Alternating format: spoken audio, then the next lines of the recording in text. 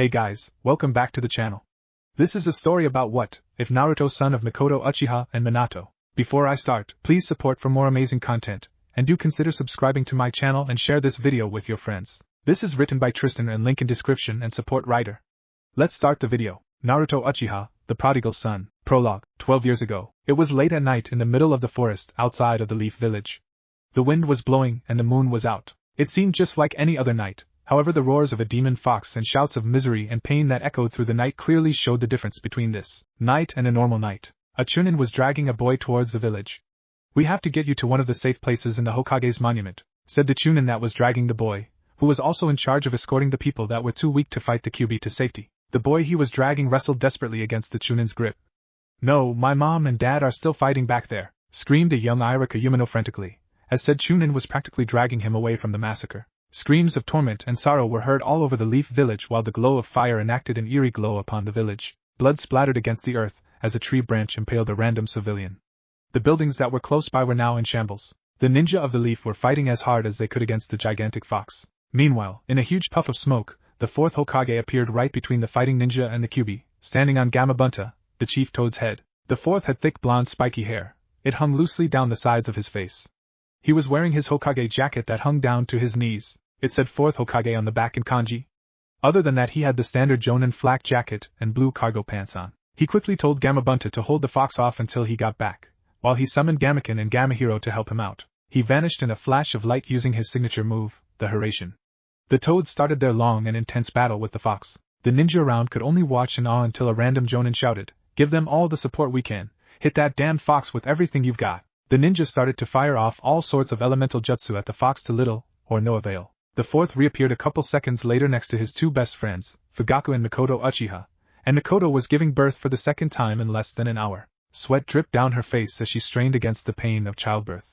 Minato looked at Fugaku guiltily. "I'm so sorry that it has come to this, you two. I wasn't able to stop the Kyuubi from being reborn after mine and Kushina's child was born." Minato's wife had given birth 6 hours ago to a stillborn blonde child. "Minato, it's okay. We're giving our second son to you because we know what's at stake. And when you return him to us, we will raise him as a normal boy just like we did with Itachi and will do with his twin, Sasuke," Fugaku said gently, knowing the pain his friend must be going through despite how he was keeping it together. "We know that you did everything in your power to keep this from happening. It's okay, we don't blame you." Minato, who was visibly shaking, calmed down when he heard his friend's words and finally spoke. "I'm still sorry for doing this to you, my friend. How is your why?" He was cut short when Mikoto screamed out, "Oh my fucking god, this is killing me." Minato and Fugaku rushed over her and Fugaku tried calming her with soothing words. "It's going to be okay, honey. You're doing great." But Mikoto only responded by screaming even more. Her coal black hair was soaked in sweat, and so were most of her clothes. She had her fully developed Sharingan active the entire time without knowing it. She gripped the sheets and yelled, "I'm going to kill you for doing this to me, Fugaku." The Uchiha paled and started to worry for his own safety. Then they heard it. Why, it was the unmistakable sound of a newborn baby crying. They all smiled knowingly. "Can we see him?" Mikoto and Fugaku asked the nurse of the Uchiha clan. "Of course you can," she said. The Uchiha nurse brought the baby up to Mikoto and laid him into her arms. That was when she noticed that he had a full head of spiky black hair, unlike her other two boys, who had hardly any when they were born. He also had dark, deep emerald green eyes, which was unheard of for an Uchiha. She looked at him in wonder and amazement as she noticed this, and wondered how in the world her son had those eyes. "He will be very unique and strong, I can already tell," she thought to herself proudly. Fugaku was looking at the raven-haired boy in wonder as well before Minato looked at them both sadly. They noticed this and looked back at him with solemn looks in their cold black eyes. Mikoto nodded slightly at her blonde best friend at the other side of the room, who nodded back, as she passed out of exhaustion. She had no idea how the decision she was making would impact the world. She only hoped it would be for the best. Minato picked the boy up tenderly and disappeared in the same flash of golden light that he appeared in. Minato took the small boy to the already prepared tent, looked at him smiling. He laid him down gently in the small baby bed that was already there and stepped outside. The baby boy started crying softly, wanting to feel the warmth of someone. He looked at the Anbu and told him to look after the young raven-haired boy. He then used Hiraishin to transport himself back to the battle in that familiar flash of light. When Minato arrived at the battle, he saw that only Gamabunta was the only toad left fighting the fox and was barely holding his own. Minato guessed that the other toads were desummoned back to Mount Maiboku. Minato shone back on top of Gamabunta's head and said to him, "You ready, Chief Toad?" The toad nodded and Minato jumped high into the air. In the air, the fourth and two shadow clones readied his most powerful jutsu. The Kyuubi was still thrashing at the land below. Minato thanked Kushina for helping him perfect it, and hurled a giant wind shuriken at the fox. The only sound that could be heard for miles when it hit was high and piercing, just like millions of needles stabbing into flesh, going faster than the wind. Minato wasn't done yet though. You're done for Kyuubi. Minato shouted as he finished the hand signs for the jutsu that would end his life. Sealing art, death god seal, the blonde murmured, and a ghoulish figure with a scythe phased into existence, from out of the abyss. Who or what do you wish to seal? It asked in a deep and resonating voice. Minato pointed to the Kyuubi, who was lying on the ground below, too tired to fight anymore. You know the consequences, correct? Minato nodded solemnly. Bring me to the vessel, then. Minato nodded again and led it to the tent in which the boy was sound asleep. He stopped right outside the tent, and told the ANBU stationed there to give Fugaku a letter when he delivered the boy. The fourth walked and the Shinigami floated into the tent. The Shinigami then proceeded with the sealing. Minato put up a sound-suppressing barrier, so that the people outside would not hear the boy's loud wailing. The essence, chakra, and soul of the Kyuubi were all sealed into the raven-haired boy in a short time. When the sealing was finished, the Shinigami asked if Minato was ready and Minato only nodded. The Shinigami raised his scythe and pierced the fourth right through the heart. The toads on Mount Myoboku had tears in their eyes as they felt their student and friend's essence leave the world of the living. When Mikoto woke up, she noticed that there was an ANBU at the door holding a small baby cradle. Fugaku was standing with him, and he had a grim look on his face. Mikoto could hear the faint crying of the small boy. She motioned for him to give the cradle to her, and the ANBU walked to her and held it out for her to take it. She gingerly took her son in her arms as the man spoke. The fourth asked me to give you this letter, Fugaku, but I believe he wanted you both to read it together. I have other duties to attend to, so I bid you farewell, the ANBU said, and vanished in a swirl of leaves. They both looked at their naked son's stomach, noticing the complex seal on his small stomach. Mikoto and Fugaku slowly opened the letter. Mikoto read it aloud quietly. Dear Mikoto and Fugaku, if you are reading this letter, then I am dead and the Kyuubi has been sealed inside your son. I am so sorry it has come to this. My reasons for writing this letter are that I have 3 requests for you, and I also have something to tell you. I wish to tell you how sorry I am. I know that I've told you many times, but it still doesn't help. I am so sorry that this has happened. The first request is that you name the boy Naruto for me. The name Naruto comes from a book that my sensei Jiraiya wrote about a man that never gives up and works to bring true peace to the world. I believe that Naruto will grow into the name, and fulfill the legacy that the name has left unto him. He will be a great man someday. The second request is that you tell him about what's inside of him at a young age so that he will know why the villagers give him such harsh looks, which I have no doubt that they will, but also tell him that he is keeping the village safe from the demon, and that he should be proud of it. I will tell Sarutobi to tell the villagers as such, but I don't think that it will be as anyone hopes. My third and final request is that you teach him my favorite jutsu, the Rasengan. I would like you to let my sensei train him in this jutsu, and maybe more if he learns it well. I know what every woman thinks of Jiraiya, Mikoto, but if you warn Naruto about him beforehand, I don't think that he will be able to influence your son like that. Now to what I have to tell you. I have received word from Jiraiya that Madara is still alive, and I can confirm it, as I fought him right before the Kyuubi attacked, and I have reason to believe that he is the cause for it. It seems that he is gathering followers, so be on lookout for him. I know it is hard to believe, and we may both be wrong, but I ask that you watch your backs and make sure that he is taken care of. Your friend, Minato Namikaze. Mikoto looked at Fugaku with her eyes wide. What the hell? How can he still be alive? She thought to herself. He looked back and she knew he was thinking the same thing. Get some rest, honey. I'm sure that both you and Naruto need it. She nodded and slowly fell asleep with her son in her arms. Fugaku smiled gently and picked his son up, holding him close as he sat in the chair next to the hospital bed that had been prepared in the compound for his wife. The boy slowly stopped whimpering and his father knew that he was asleep. This boy is going to have a long and hard life, he thought grimly. Mikoto and Fugaku fell asleep with their sons sleeping soundly next to them in the baby cradles that the Uchiha nurses had prepared for the birth. The two of them held each other tightly as they slept. They had various dreams between the 4 of them. The room was completely silent until the next morning as the sun rose into the sky. The 2 adults woke up due to Naruto and Sasuke crying. They tried to calm them down. Fugaku picked up Naruto and Mikoto picked up Sasuke. They cradled their boys until they both stopped crying. They looked over to each other smiling, knowing that they would have an amazing time raising these 2 boys in the ninja way. Chapter 2, Training and Ramen. Naruto woke up slowly.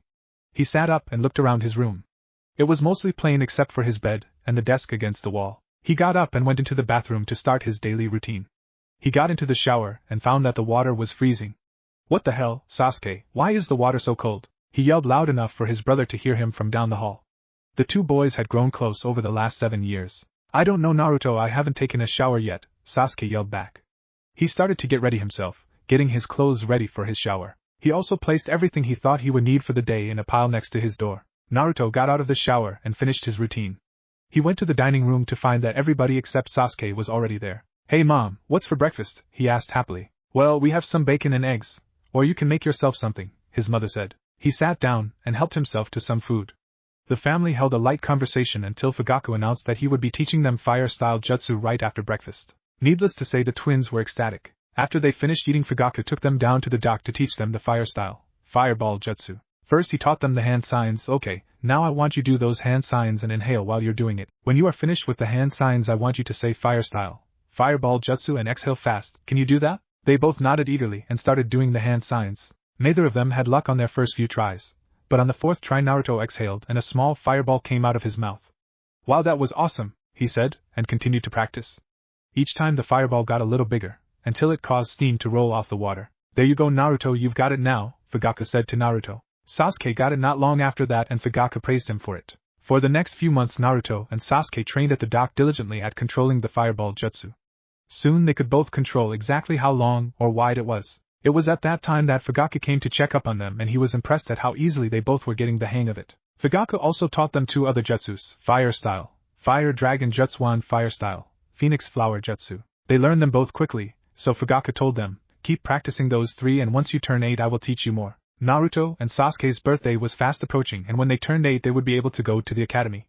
Neither of them could wait for that fateful day. They kept training the 3 jutsu and Itachi helped them with their other training. This consisted of wearing 10 pounds weights at all times, accuracy training with weapons, as well as taijutsu training. They sparred with each other every day and on weekends they rested. The day had finally come. It was October 10th, and they were so happy. They got up, got dressed and raced downstairs towards the door. What's the rush, boys? Mikoto said when she saw them. Mom, don't you remember? Today's our birthday, we're both 8 now. It's awesome, they said at the same time. Of course I remember, now come get some breakfast, she said. They all went into the dining room and there was a huge cake on the table. Is that for us? Naruto asked in amazement. Yeah, it's for you both, it is your birthday after all, Itachi said and cut a piece of the cake for them both. Here you go, he said. Itachi gave 1 piece to Naruto and 1 to Sasuke. The cake was so delicious that it was almost gone by the time they were done. They both loved it. Fugaku told Naruto to come to his room. He had something to tell him, and that it was very important. Naruto got up and walked with his dad to his room. Son, do you know why we have forbidden you to leave the Uchiha compound unless we are with you? Fugaku asked, and Naruto shook his head. It's because if you left without us, the villagers would probably physically hurt you, even though they don't know you. Why? Naruto asked. Because you have something inside you that tried to attack the village 8 years ago. Naruto, I want you to try to meditate and see if you can enter your mindscape. When you can do that you can leave this room and come and talk to me about it, he replied. My mindset? What do you mean? Naruto asked, not understanding what his father was asking him to do. Just close your eyes and relax, concentrate. It may be a little difficult at first, but I know you can do it, Fugaku said with an encouraging smile. Naruto tried concentrating on himself, and the result was a big headache. He tried again and found himself inside a dark sewer-like tunnel.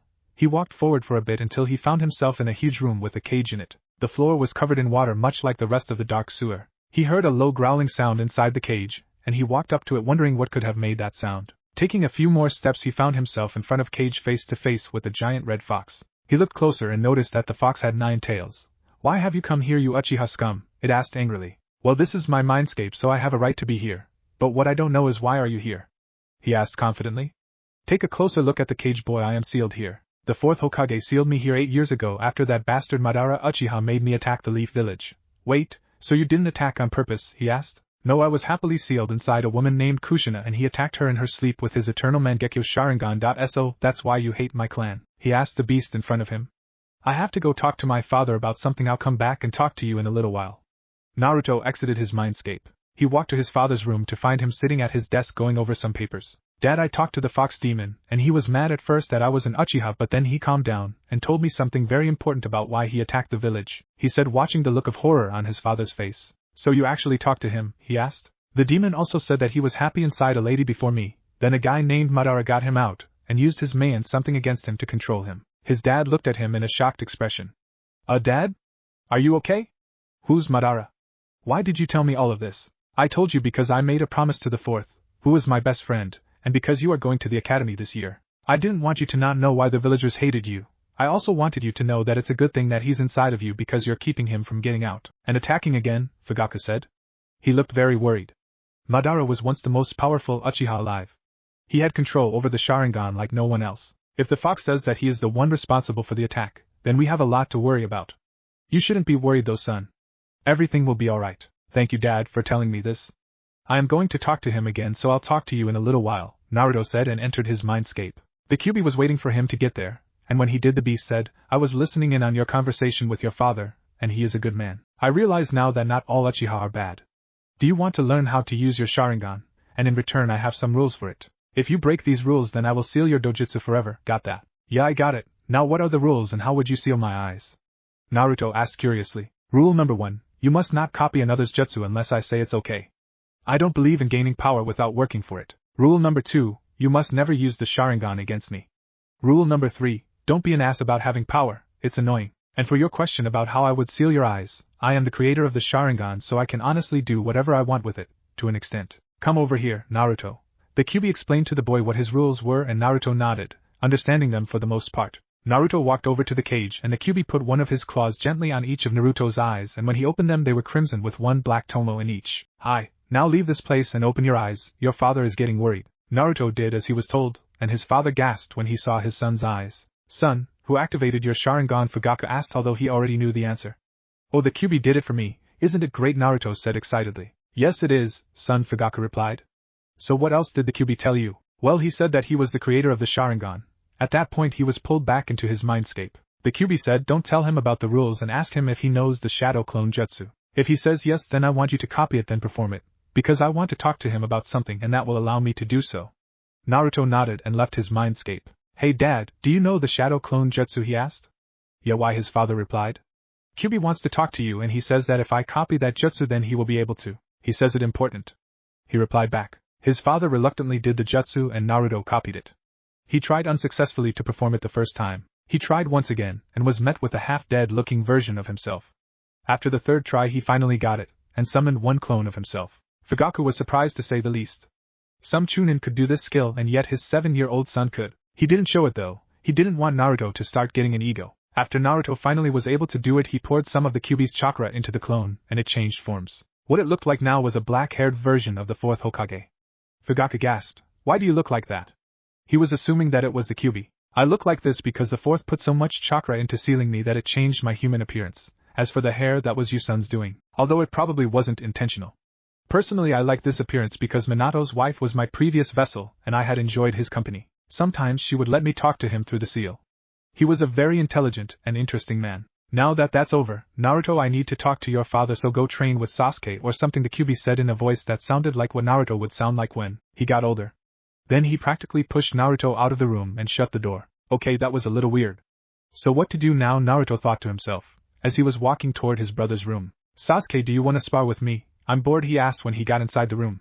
"Sure, why not?" and they went to the Uchiha's training grounds. When they got to the training grounds they took their respective positions across from each other, and bowed. Sasuke ran at Naruto. While doing hand signs he inhaled, jumped up and yelled, "Fire style, Phoenix Flower Jutsu," and about 10 small balls of fire shot out of his mouth at Naruto. Naruto dodged and did the hand signs for his own jutsu. "Fire style, Fireball," he screamed and blew a huge fireball at his brother. Sasuke dodged most of it, but if he went to the left any more he would run into a tree. He realized this, so he jumped up and the jutsu only lightly singed his feet. He got to the ground only to find his brother waiting for him. He blocked a punch and threw one of his own and it connected with Naruto's face. Naruto flew backward a few feet and landed on the ground.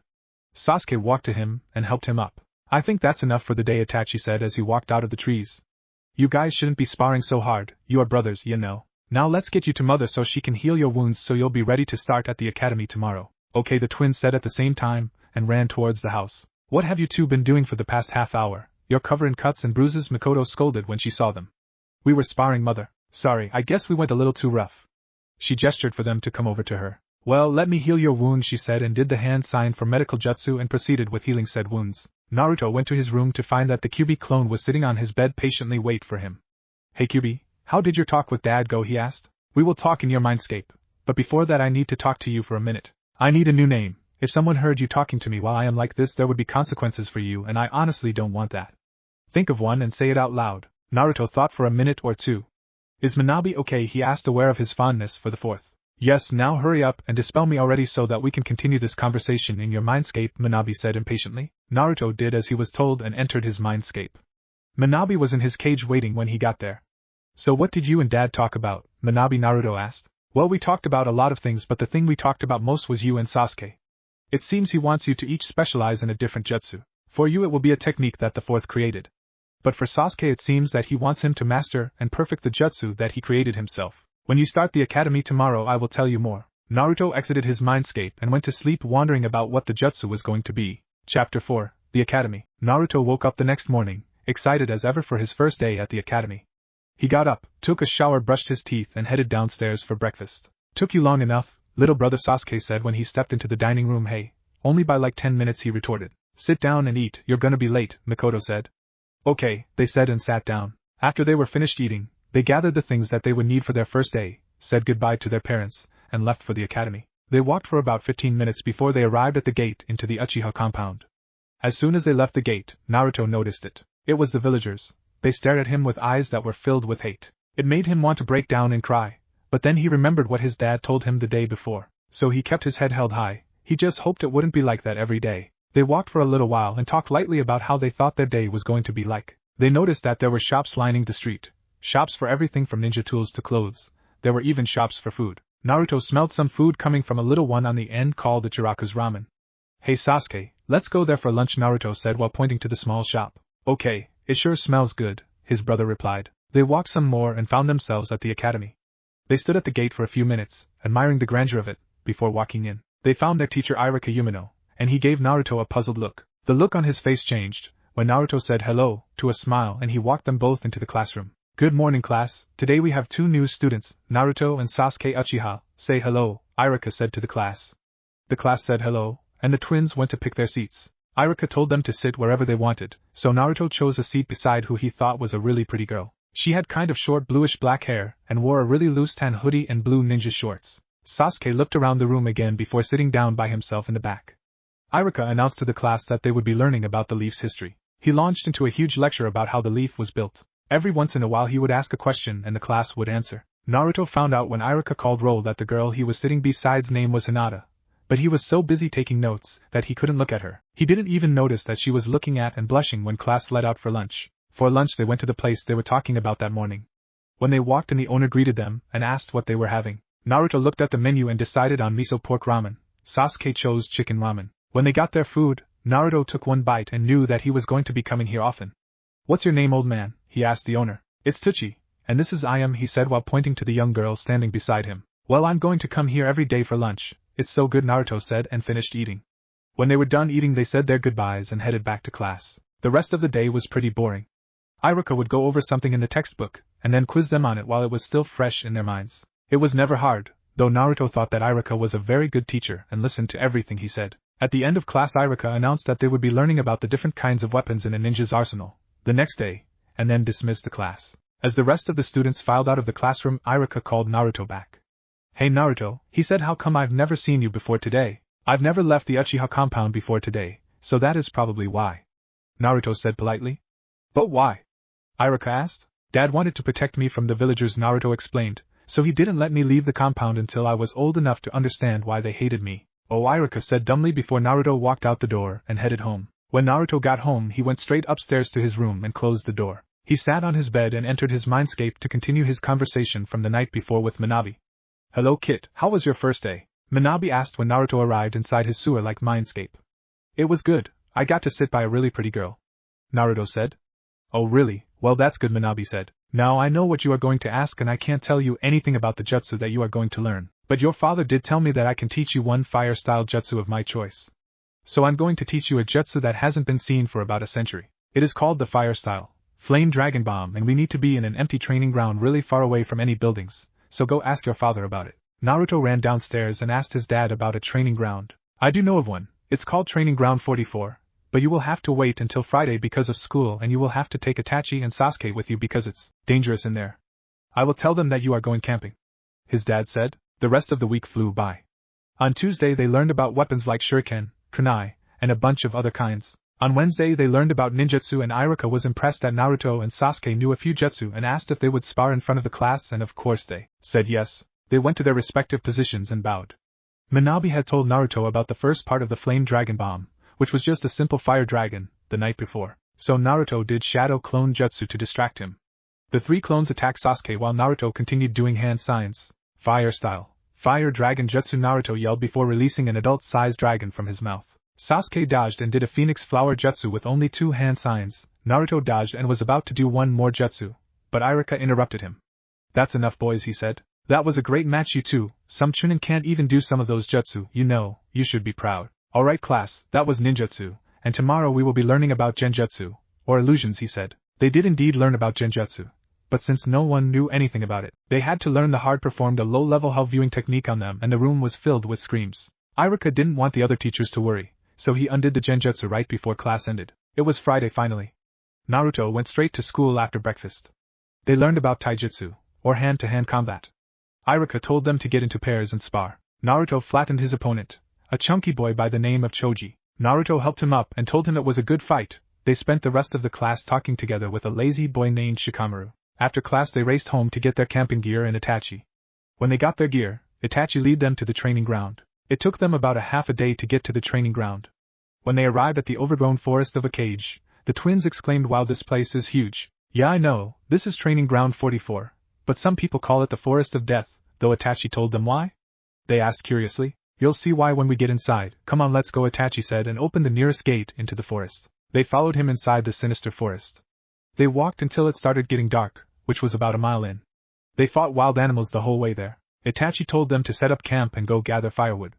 When they finished setting up camp, and had a fire going, they sat down by the fire and waited while Itachi got food. "Brother, why do the villagers look at you like they hate you?" Sasuke asked. Itachi sat down beside the twins while they waited on the food to cook. "Naruto, you look like you have something on your mind. What's up?" he asked his brother, who seemed like he was deep in thought. "Brother, do you want to know the real reason why we're out here?" "I'm sure you've probably guessed by now that there is another reason why we are camping," Naruto said, and Itachi nodded. "Well, before I can tell you, I have to let you both in on a little-known secret about me." Naruto continued to tell them everything he knew about Minabe and that he was housed inside him. He also told them why they were out there in the forest. Sasuke was a little jealous at first because Naruto got to learn a new technique and he didn't, but Itachi told him that he would help him activate his Sharingan, so Sasuke didn't say anything else about it. The meat was finished cooking, so they ate and went to sleep. Itachi stayed up and put everything perishable away in a scroll so that they would be able to eat it later. "I wonder how long he's known about the Kyuubi," he thought.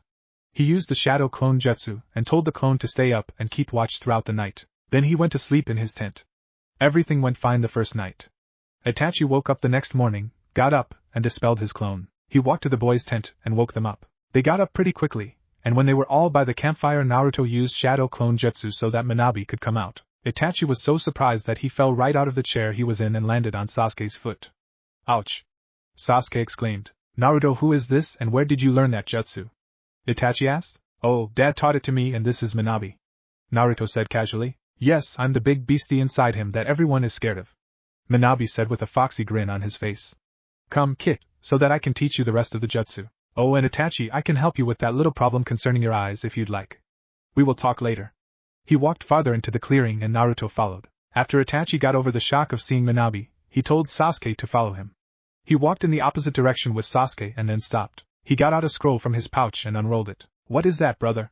he asked, noticing that the scroll had a bunch of the same seals on it. "This is a sealing scroll containing weapons. Each seal has 100 of the same weapons in it, and today we will be using Shuriken," he said and unsealed one of the seals. "Nups. Okay, kid, I want you to summon 50 clones.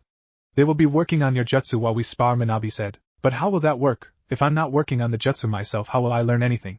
Naruto asked the fox. "Okay, I'm going to explain this once, and once only. Make a clone." Naruto did. "Now don't move and send your clone to look and see what I'm holding behind my back." The clone looked and saw that he had a shuriken in his hands. "Now dispel him." He did and then grinned. "You were holding a shuriken.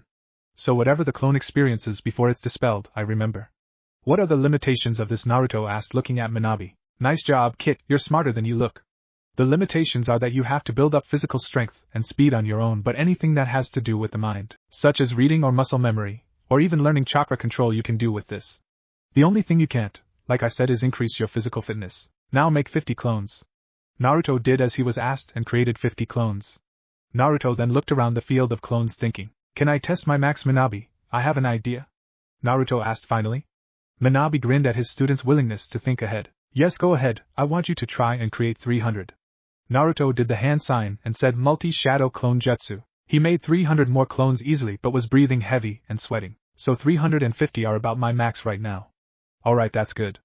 Minabe, I know because of you that I have huge chakra reserves, and I was wondering if you'd let me use these clones to work on my control. I've heard that with massive reserves comes abysmal control."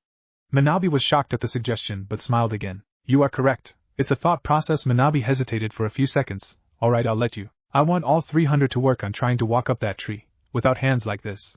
He slowly walked up the tree using only his feet. Wow, I always wondered how the older ninja from my clan could do stuff like that.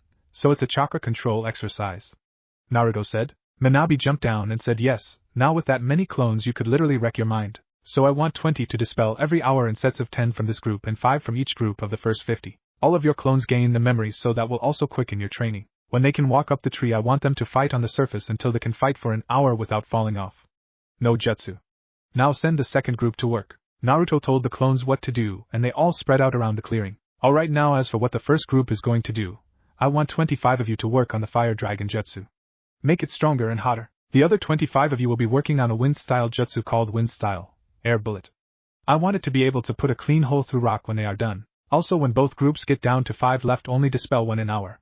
While they are doing that, we will be sparring. When he finished talking, he showed the 25 clones the hand signs for the wind-style jutsu, then he explained how to do it, and they got to work. Naruto, I want you to come at me with everything you've got, Minabe said. Naruto took a kunai from his pouch on his left thigh and charged Minabe at full speed, which wasn't that fast. Minabe easily dodged and threw a few shuriken at Naruto, which surprised him. He barely dodged them, and Minabe shunshined behind him and said, "You let your guard down." Big mistake, right before kicking him hard in the kidney from behind, which caused the boy to double over in pain. "Why did you do that?" yelled Naruto. "I thought we were only sparring." Minabe looked at him with a cold stare. "In a real battle you can't let your guard down even for a second, or it could mean your life," he said simply. "Well, this wasn't a real battle, you could have gone a little easier on me," Naruto said weakly. "I will not go as easy on you as your teachers and older brother. You need to be ready for what is to come," he said ominously. Naruto looked at him wondering what he meant. "Now I want you to start your physical training, because that took less time than I thought. I want you to do 20 push-ups, sit-up, leg kicks, punches, and squats, and then run around the clearing 3 times. Naruto groaned but got to work. Minabe jumped into a tree and watched him and his clones work. The tree walkers were slowly getting farther and farther up the tree. The fire jutsu clones were making progress as well, and so were the wind users. Minabe decided to take a short nap while Naruto trained. "Nups. Okay, Sasuke, you're doing a lot better, but I think we can get you to 2 tomos before it's time to call it a day," Itachi said as he continued to barrage his younger brother with kunai and shuriken. Now, Sasuke would either dodge or block the projectiles, but he didn't get them all, resulting in the multiple cuts and scrapes. "He's improving very quickly. I predict he and Naruto will be the strongest Uchiha the world has seen since Madara," he thought as he continued. "Alright, Sasuke, time for a short break." "You deserve it," he said, smiling at his brother. Finally, Sasuke exclaimed, "We've been at this for hours." He walked over to Itachi, and Itachi handed him a scroll. "This is a scroll I made for you and Naruto when you unlock the Sharingan. I want you to read it, and study it every time you unlock more of your Sharingan. I will add more to it every once in a while until it's filled. You won't be able to read much of it yet, but here you go." Sasuke took it and started to read. He noticed that almost all of it was blank except for 3 short paragraphs. "Sasuke, if you are reading this, then you've activated your Sharingan to 1 tomo in each eye. I'm very proud of you and hope that I helped you in some way. More of the scroll will appear as you unlock more of your potential, and you will begin to learn about the things you can do. With 1 tomo you can perceive things around you easier, and the world may start to slow down a bit. You will get used to this. You will also start to see chakra flow, and read lips to a degree. Those are the abilities you gain by having 1 tomo. When you have more, the next part of the scroll will be visible to you and you can read about the abilities you gain. The one thing I must stress to you is that our dojutsu and family have a curse of hatred on them. We must do things to gain power that may seem horrible to most, but that is how it has always been. I ask that you try to find other ways to gain power and not rely on your eyes too much, because they might just fail you sooner or later. My hope is that you can overcome this curse of ours and learn to love, and not hate." Sasuke looked at his brother, who had sadness in his eyes. "Brother, why are you sad?" he asked, showing his age. "It's nothing, Sasuke, just bad memories. Let's eat a small lunch, and then get back to training." Nups. A kunai hit the tree that Minabe was napping in, which woke him up. "What the hell, Kit?" Minabe exclaimed and looked down. "I'm done with physical training, so I thought I'd wake you up. There are 50 clones fighting on the tree left, and I'm down to 5 with each jutsu," Naruto said, laughing at him. "Alright, then let's go see how they're doing," Minabe said as he reached the ground. They walked over to the clones that were practicing the fire jutsu and asked how they were doing. "We finished, but we should probably just show you," one of the clones that were left told him. Naruto noticed that the ground looked like it had been scorched everywhere. "Alright, show us then." The clone did the hand signs for the jutsu and said fire style, "Fire dragon jutsu." He exhaled. A huge white-hot dragon swam from his mouth into the air. It burned anything that it touched. Naruto jumped back and gawked at the dragon. It was so hot that by that he could see the heat radiating off of it. If someone got hit by that, they'd get obliterated. He thought to himself, better not use it at full power unless I have to. "That's amazing," he said out loud. Minabe watched, satisfied with his progress. Dispel these clones and let's go check on the others. Minabe said and started walking towards the wind users. Naruto did as he was told and got a little dizzy from the influx of memories. He joined Minabe with the other clones. How are you guys doing with the jutsu? Naruto asked one of the clones that were left. We finished a little while ago. Here is the result that you asked for. The clone showed them a medium-sized rock with a hole in it that went all the way through. That's good guys, he dispelled his clones. Now will you teach me the jutsu, Minabe? He asked. It's getting dark so not right now, we will continue this tomorrow. First let's go and check on your tree walking clones. Minabe said and started walking in their direction. When they arrived at where the clones were, they were all fighting on the surface of the trees and dispelling every once in a while. Good job you guys, come down, Naruto said, and they all landed on the ground. How long have you all been up there? He asked them. Well, we've been fighting up there for almost 2 hours. But we were finished with the tree walking exercise after the third set of clones dispelled, the clone replied. Good, dispel them 5 at a time. Minabe said. Naruto slowly dispelled them in increments of 5, giving himself a few minutes between each dispel to acclimate. When he was finished, Minabe dispelled. Well, I guess I'd better check on how Itachi and Sasuke are doing. Naruto said to himself right before a kunai flew past him and stuck into a tree. He looked up and saw his 2 brothers and they both had their Sharingan activated. Itachi's had 3 tomos, while Sasuke's had 2, so Sasuke's Sharingan has been developed to 2 tomos now, which reminds me, I need to start training with mine. I don't want Sasuke to get jealous though, so I'll talk to Minabe about helping me put a genjutsu over it tonight. He thought to himself but aloud he said, Hey you two, I'm assuming that the training went well. Sasuke grinned. Yeah, it was hell. I dodged weapons for my life.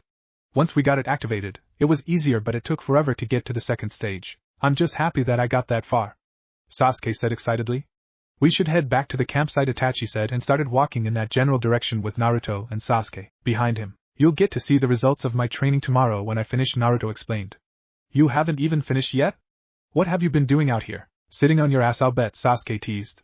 You'll see tomorrow, Naruto said and grinned. When they got back to the camp, Itachi put some of the leftover meat on the fire that they rebuilt, and asked Naruto to bring out Minabe so that he could talk to him. Naruto did as he was told and Minabe went into the tent with Itachi. Itachi put a silencing jutsu around the tent so that the boys wouldn't hear. You said you could help me with the problem I am having with my eyes. Does that mean that you can awaken the Mangekyo Sharingan for me? I've been struggling with the fact that the only way to awaken it is the death of my best friend Shursui by my hand. He paused to let Minabe speak. No, Itachi, it means that I can help you activate the stage after that, which is the eternal Mangekyo Sharingan, which is only normally obtained by implanting a sibling's eyes in ear sockets. Itachi almost puked at the thought of that, which Minabe saw and was pleased about. What do I have to do? I have a modified Tsukiyomi that I can use on you that will activate it. Itachi was surprised. Isn't that the ultimate genjutsu?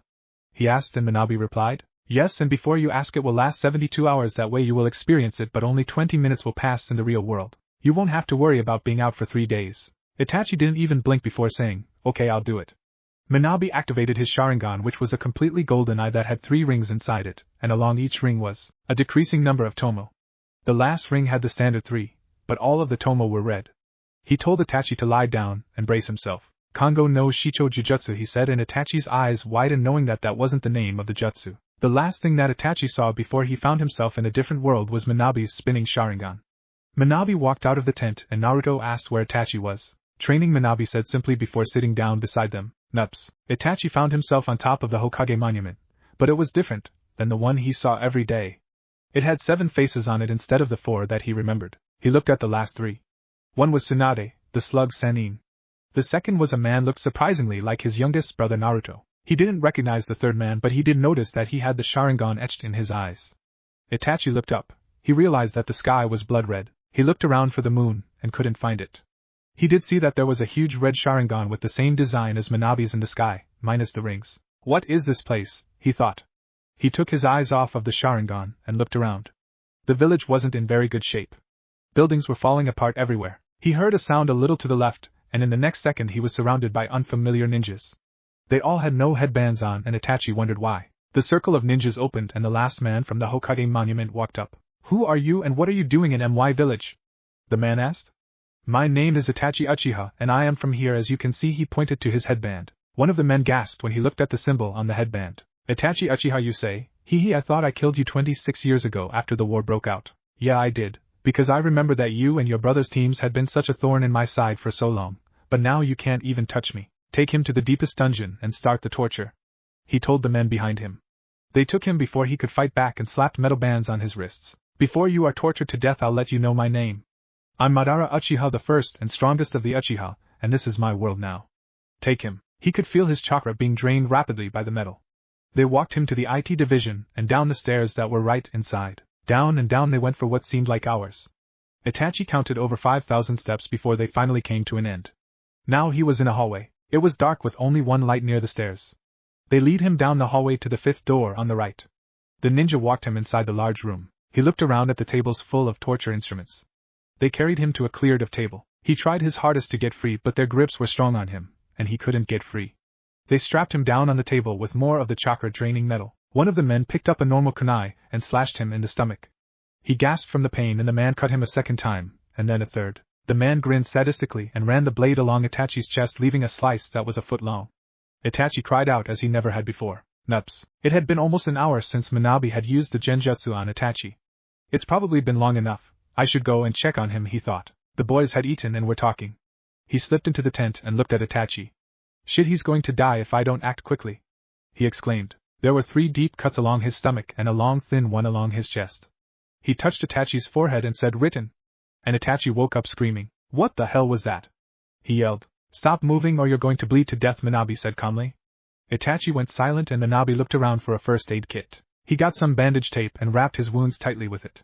They still oozed blood slowly, but after a while they stopped. What was that jutsu? Manabe Itachi asked, and why is everything so vibrant?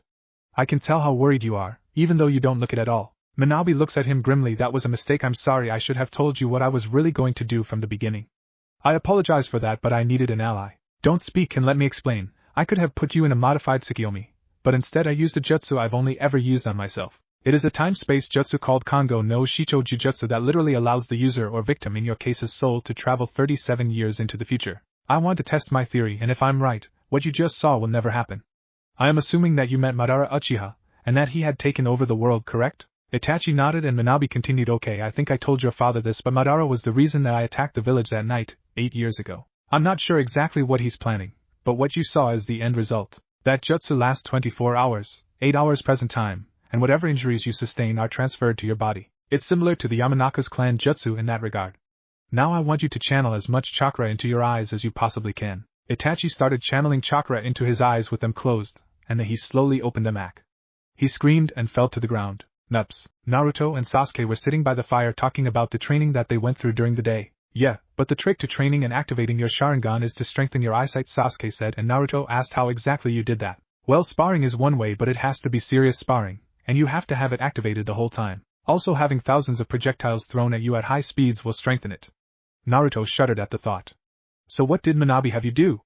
Sasuke asked him. Well, at first he had me summon 50 shadow clones. Then he told me how they worked, which is that anything that the clone does before it dispels you will remember. So apparently they are a good training tool, but not many people can use them the way I do because I have a crazy amount of chakra. If you tried to summon even one, you'd probably die. Sasuke looked at him incredulously. Really? Then how can you use them so easily? Sasuke asked. Well, Manabe has been inside me for so long that he has increased my reserves without meaning, to the point that I have more chakra than the Hokage probably. That's just a guess though. Anyways, I remembered that Iruka said that if someone has a lot of chakra to begin with, that they have horrible control of it, so I can up with an idea. Naruto continued to tell him everything about the day's training except for the part about the results, claiming that had have to wait until the next day to see. They continued to talk about all kind of subjects from the academy to what they wanted to eat when they got home. Nups. Itachi was freaking out. What is this? He asked Manabe, as he examined his eyes in the reflection of the small mirror that all A and BU are required to carry. They looked exactly like Manabe's except that the tomos were all black instead of red. That is what's called the Eternal Sage Sharingan, and you are the second human to possess it. Manabe explained. Who was the first? Itachi looked at him and asked. Manabe put a hand on his shoulder. I gave it to the Sage of the Six Paths when he found me and my brethren and took us in. The demon met Itachi's eyes. The Uchiha was beyond shocked. So I have the eyes of the Rikuda Sannin? Manabe, I'm sure that these eyes have many untold secrets and abilities. But is there anything that you feel that I must know right now? Itachi asked, closing his still activated eyes. He opened them again and noticed that everything around him was extremely detailed. He could see each pore on his and Manabe's skin. The one thing I feel that you must know is that those eyes never deactivate. Even if you deactivate them visibly, you will still have access to all of the abilities just as if they are active as they are now. I recommend that you teach Sasuke the Fire Dragon Jutsu. I have plans to teach him and Sasuke a collaboration jutsu that you will see Naruto use by himself tomorrow. Itachi, you have a long road ahead of you. You must retrain this new Sharingan. It may look complete, but in truth it is still in the first stage. Visibly only the tomos will change, becoming red as you master it, but your proficiency with it and its abilities will change drastically. Itachi sighed at the thought of having to retrain this Sharingan, but at the same time he was excited as hell to have a new challenge to overcome. Let's rejoin your brothers. First you must visibly deactivate your eyes, concentrate on having as little chakra as possible in both of them. Itachi did this and noticed that the only thing that changed was visible, and that was that his eyes went back to their original coal black. I will write out a scroll explaining the stages and abilities you will obtain with training. You may also want to try experimenting with your abilities to create new one, but I strongly advise against it until you unlock at least 6 of the 32 tomos in your eyes. Do not talk to anyone about this unless I am personally there. Is that understood, Itachi? Itachi nodded as they walked out of the tent. Nups. The 2 eldest walked over to the twins and greeted them. Hey brother Minabe, how did your talk go? Naruto asked them. He looked at them curiously. It went better than expected. Boys, I have a meeting with father and won't be able to train you tomorrow. I will be back in the evening, but Minabe will take over both of your training until I return. Itachi told them. One look between the other 2 told Minabe that he would hold up the agreement that they made. Minabe nodded. The boys smiled, excited that they would both be training with the fox the next day. Little did they know, as soon as Itachi said that, said fox had begun to think of ways that he could torture or train the boys the next day. Let's all get some sleep, Itachi said, interrupting his thoughts. Minabe dispelled and Itachi confirmed that he would be taking watch again. They all walked into their tents and slowly drifted off to sleep. Hey Minabe, what did you and brother talk about in the tent? He asked and could feel and hear the fox sigh inside him. We talked about his eyes, Naruto. I basically gave him an upgrade and that's all you need to know right now. Tomorrow I'm going to start conditioning you and your brother's bodies to be better ninja. What you will do tomorrow will become both of your morning routine. You will each do it once a day and every month you will add half of the routine to it. Naruto's brow furrowed as he thought of what they would be doing. Let me out for the night. I need to ask Itachi something and then I need 6 blank scrolls to write down some information for you 3 on. Before Naruto could respond he heard a poof from outside. He got up, picked up his kunai pouch and pulled a kunai from it before dashing outside. He looked around the camp and saw a diverse assembly of forest animals along with his 2 brothers exiting their own tents ready for action. A large tiger growled at them, signaling for them to attack. The 3 brothers started fighting the forest animals ferociously. Naruto blocked the tiger's claw swipe before stabbing it in the heart. Sasuke had taken down 4 large spiders and Itachi was steadily shooting kunai and shuriken from his hands, nailing each animal he aimed at a few times. Naruto kept fighting and before long there were piles of dead animals everywhere. Finally the tiger from the beginning roared and the animals started retreating. Soon there wasn't one in sight. Phew, Naruto said, that was a pretty decent workout. Brother, Minabe needs 6 blank scrolls, so that he can write some stuff down for us. Itachi looked at him and said, alright, here you go. He pulled out 8 scrolls and handed them to Naruto. In case he needs a couple extra, he reassured him. Naruto summoned Minabe and then everyone went back in their respective tents. Like nothing happened. Nups. The next morning the boys were woken up abruptly. Get up, you 2. Your day starts now and if you aren't out here in 5 minutes I'm going to make you hate me. They both sat up in their beds and groaned. Sasuke was the last out, barely missing the 5-minute mark. Alright, you 2, I'm going to be training you today and that means you will call me Sensei. Now I want you to both eat and then meet me over in the clearing. Minabe barked at them. They quickly prepared some leftovers and started eating. Minabe had been up all night writing down the skills and abilities for Itachi's new Sharingan. That's not all he wrote though. There were 2 scrolls for Sasuke and 2 for Naruto and Itachi.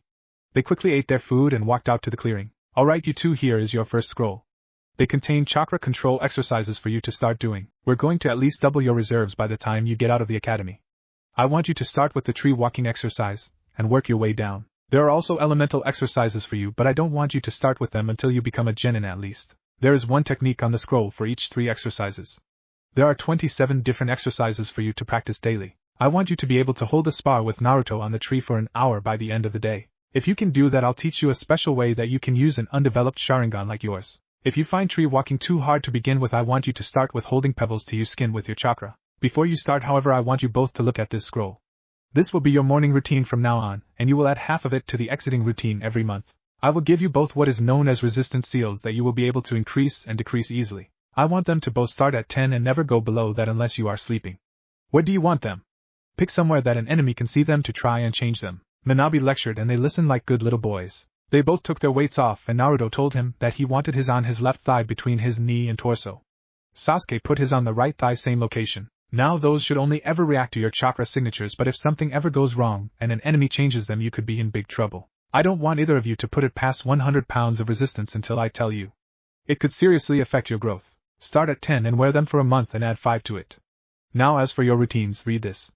Minabe tossed both of them a scroll. On it read, hold 3 pebbles to your skin as long as you can until you can hold them for an hour. When you can do that, work for an hour and a half with 4. then 2 hours with 5. Once you can hold them for 2 hours. Just increase the number of pebbles until you get to 25 for 2 hours. Come to me and tell me when you can do that. Naruto, I advise you to use shadow clones. You'll progress much faster than Sasuke, but you need that extra edge on your control because of your large reserves. Sasuke, I want you to remember throughout your training that just because Naruto progress faster than you because of his clones doesn't mean that he is better than you. Strive to be his better no matter what. 20 push-ups, 30 sit-ups, 25 squats, 50 punches and 50 kicks with each leg and arm. Run 1 mile. Repeat step 1 for half the time. Spar for 30 minutes without the seals on. No jutsu, just hand to hand. Sunday will be your resting day. The seals will be on but at the minimum of 10 that I set for you. You can also ask to increase your regimen, but not until 3 months in. The boys read over the scroll twice before Minabe told them to go ahead and get started on the routine. They both get started on the control exercise and Naruto brought out 10 clones. They each started on holding 1 pebble for 10 minutes, then he dispelled them all. He held the pebbles for about 30 minutes before they fell.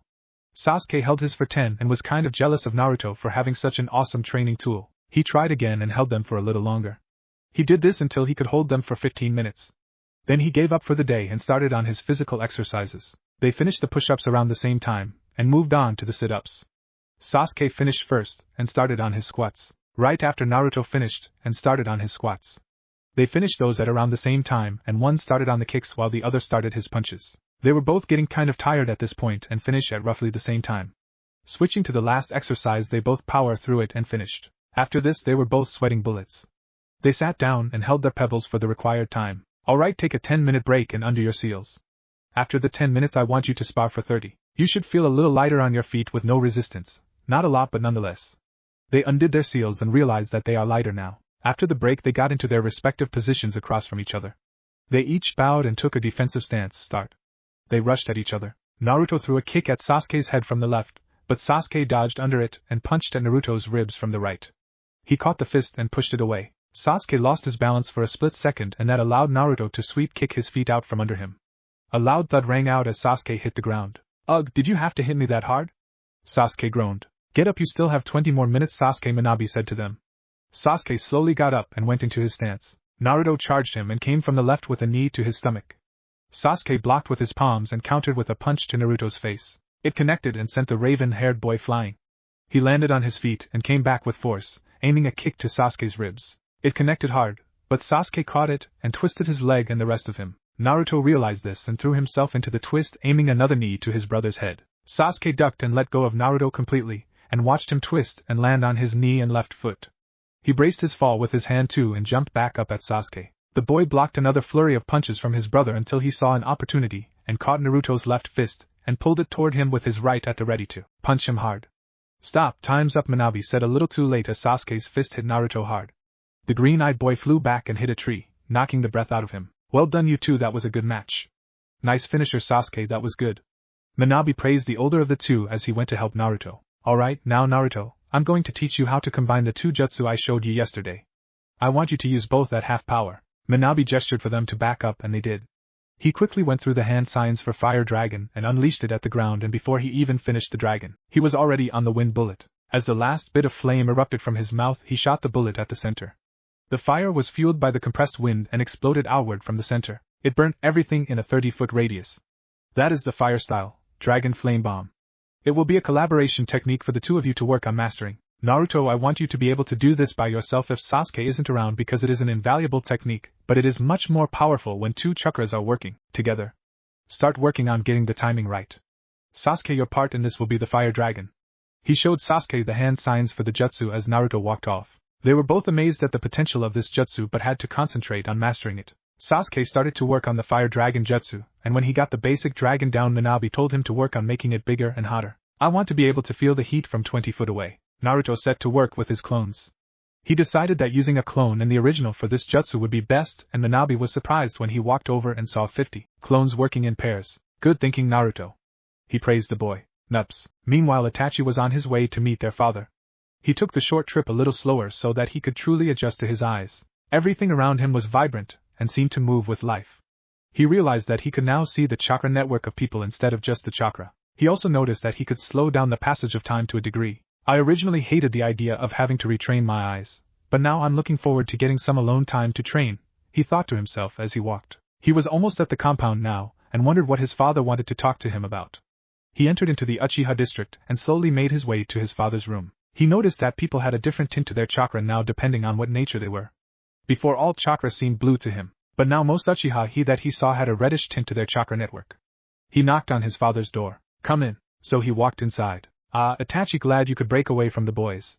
There is something very serious that I asked you here to talk about, but first, how is the training going?" Itachi looked at his father and smiled. "They are doing great. Naruto is learning a self-collaboration jutsu that he will later be able to use with Sasuke, and Sasuke has activated his Sharingan to the second tomo. They are probably getting whipped into shape by that wily fox Minabe as we speak." Fugaku laughed and said, "Good, I'm glad to hear that you and Minabe are getting along. I was surprised as well that he wasn't as evil as everyone thought. So now to why I asked you here. The Uchiha are getting restless, Itachi, including myself. We cannot stand idly by while the Hokage and other villagers treat us like we are nothing more than a dojutsu. There has been talk of a coup. I know what you're thinking, but it has to come to an end somehow, Itachi." He looked at his son, studying his face, looking for any sign to show him what side he would be on. "This is madness, father. We can't betray our village because we feel used. That is the shinobi world. You know that better than anyone. Please try to talk to the elders. Make them see that a coup is not the answer," Itachi told his father, trying to make him understand. He knew that his clan felt this way, but a coup wouldn't help anything. "I'm sorry you feel that way, Itachi. All I ask is that if this goes south and something happens to me, that you take care of your brothers. They will not be a part of this, and I do not want them to know what is happening. Can you do that?" "Yes, father, of course I will look after the boys, but you must know that this is not the way to handle this. Please listen to me." Itachi was fighting a losing battle. "This is the only way to handle this, Itachi. The village needs to know that we are not just a means to an end. That we are people." Fugaku raged. "They do know that, father," Itachi retorted, and looked at his father with fire in his eyes, being careful not to activate them. "We are planning to start this coup in a month's time. Do not interfere with this, Itachi. Just take care of the boys and try to be happy." Itachi wondered to himself what he could do. He loved his family, but his love for the village outweighed that family love tenfold. "Okay, father, I will," he said, and asked if that was all he wished to talk about. "Yes, Itachi, you may go. But remember that I love you, son, and no matter what happens, that will not change." Itachi got up and left. He was in turmoil. What would he do? What could he do? He needed to think. He shined over to the waterfall that he and Shursui would always go to for a spar. Shursui stood there standing at the edge of the cliff. "Itachi, I know that you're here. You've probably heard by now about the coup. I don't know what side you are on, but I am on the side of the village, and will not be a part of this. I would rather take my own life than betray my village like the other Uchiha are about to do." He started walking towards the edge. "Stop, Shursui. I feel the same way, but that is not the way to go about it either. We must come up with a plan of action to take. I can't stand here and let my best friend kill himself when my family is about to betray the village." He ran to Shursui and put his arms around him. "What are we going to do about this?" he asked him after letting him go. Shursui looked at him, and then smiled like he used to when they were little. "I don't know, but it's good that you are on the right side in this. I think that we should take this to the Hokage, and see what he wants to do about it." Itachi smiled and agreed, so they shined to the Hokage's office. "Come in," the Hokage said when they knocked. They walked into his office. "Hello, Itachi, Shursui. Why have you come to see me today? I'm sure that it's something to do with the clan?" The old Hokage looked at them. He smiled. But Itachi knew that he knew what they were going to tell him. "Hokage-sama, the clan is preparing a coup d'etat against the village. I can tell that you know of this already. Why haven't you done anything?" Itachi said, and noticed that Hiruzen was surprised that he could tell. "There is nothing to do, Itachi. The actions your clan is taking against the village are treason. They must be punished. I cannot be lenient with them, or I would, you know that. You have been watching them for us. Both of you. You know what must be done, but Itachi, I promise you that you and your brothers would have a home here. Shursui, I promised that you and Miko would have a home and future here. Those promises will be kept. Do you understand what you must do? I will give you 2 weeks to prepare. Both of you must eradicate the Uchiha." Hiruzen did not look like he was happy about what he just had to say, but Itachi could see that someone else was pulling his strings. The Hokage that he knew would never been okay with punishing a whole clan. He would have found another way.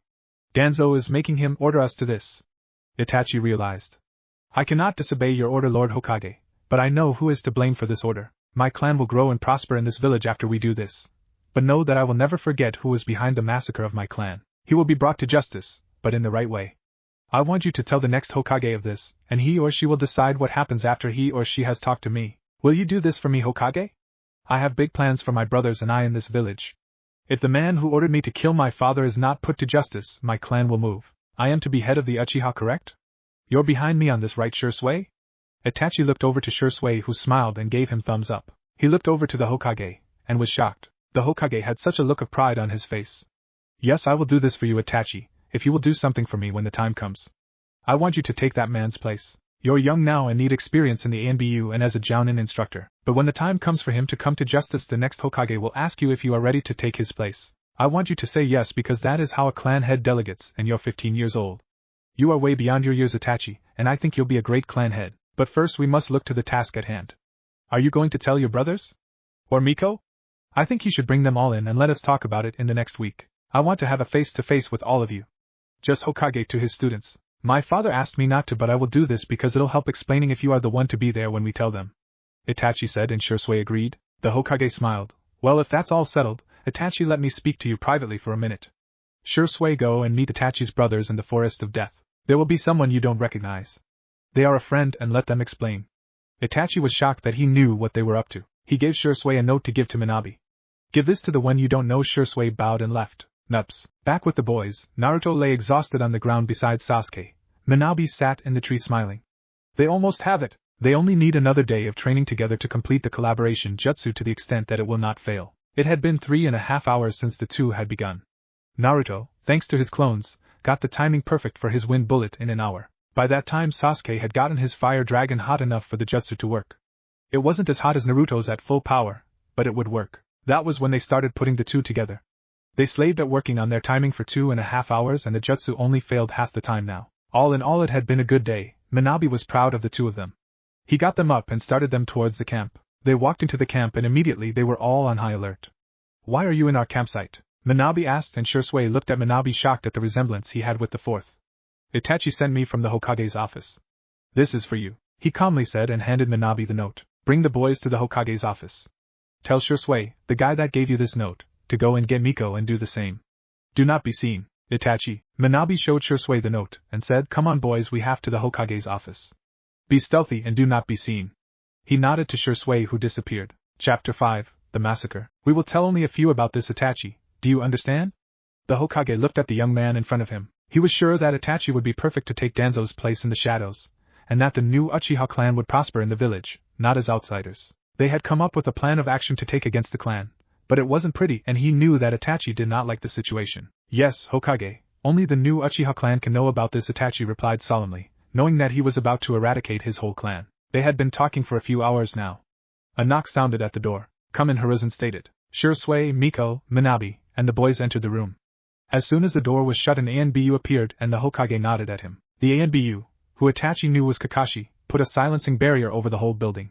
He took his mask off and introduced himself. I am Kakashi, a Jounin and ANBU for the Hokage. He looked at the boys. Itachi could see a faint smile play across his lips. Alright, what I am about to tell all of you does not leave this room. No one can know about this.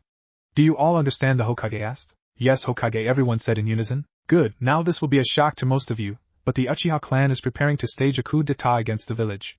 They will attack in 1 month's time. Boys, your brother and I have come up with a solution to this, but it is not a good one, and it will not be easy. The Uchiha clan must be completely eradicated before this attack occurs. The Hokage looked at the shocked and pained looks on everyone's faces. What about mother and father? What will happen to us?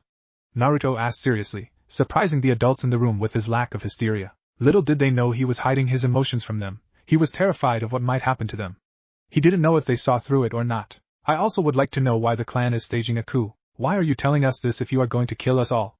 Sasuke asked, also serious. The Hokage looked at the two of them and smiled inwardly at their maturity at such a young age.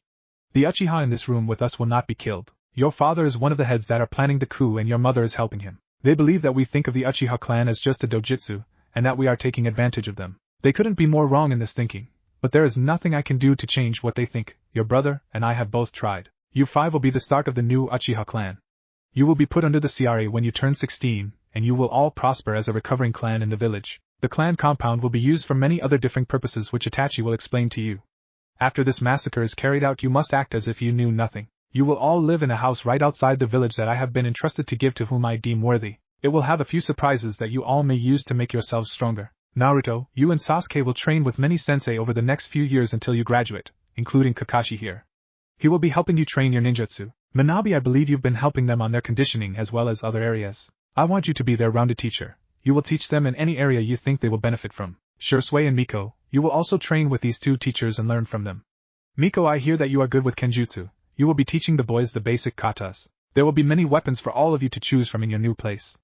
I want each of you to pick one and specialize in it. Itachi, you will be training everyone in the Sharingan, and the minute details on how it is used well. Kakashi, you could also learn a little bit from Itachi. I know that he is younger, but he shows knowledge of the Sharingan that I have not seen since the time of the first Hokage. Itachi, Sensei, and Kakashi will carry out the massacre. In 2 weeks' time you will be all that is left of your clan. Now Itachi, I believe that it is your turn to speak. The Hokage looked at the young man as he took a drag from his pipe. Alright, before I keep going, that was a pretty long speech. Any questions so far? Itachi looked around the room. Why are we the only ones being spared from this onslaught, brother? Naruto looked at Itachi with tears welling up in his eyes at the thought of his whole family dying. Because we are different than them, Naruto. We know that our village means us no harm. We know that they aren't just using us. The Hokage and I have talked about this very same matter for hours tonight. We are the future of the Uchiha. You know that if there were any other way to go about it, I would. You know that. There really isn't, though. This has to be done. Itachi smiled slightly. Do not worry. We will be okay. I promise. The Hokage looked at all of them. They were all very somber and sad. Sensei and Kakashi will stay behind to listen to the plan. After Itachi is done, you all may go. I cannot bear to watch you suffer in this way any longer. He said with tears in his own eyes. No. I want to hear everything. If we are going to be all that is left, then I need honesty from the very beginning. Naruto spoke up again. The Hokage looked at the boy hard. This was a child. How is this boy so mature? Why does he insist on being a man so young? Hiruzen asked himself. Sasuke, Miko, and everyone else agreed with Naruto right away, albeit they were surprised as well that he was the one to come at the Hokage with that. Alright, I understand. You will have nothing but honesty from me. You all will. Itachi, continue with what you were saying. The Hokage looked at Itachi with solemn eyes. Minabi, I need to tell them what you've gifted me with, is that alright?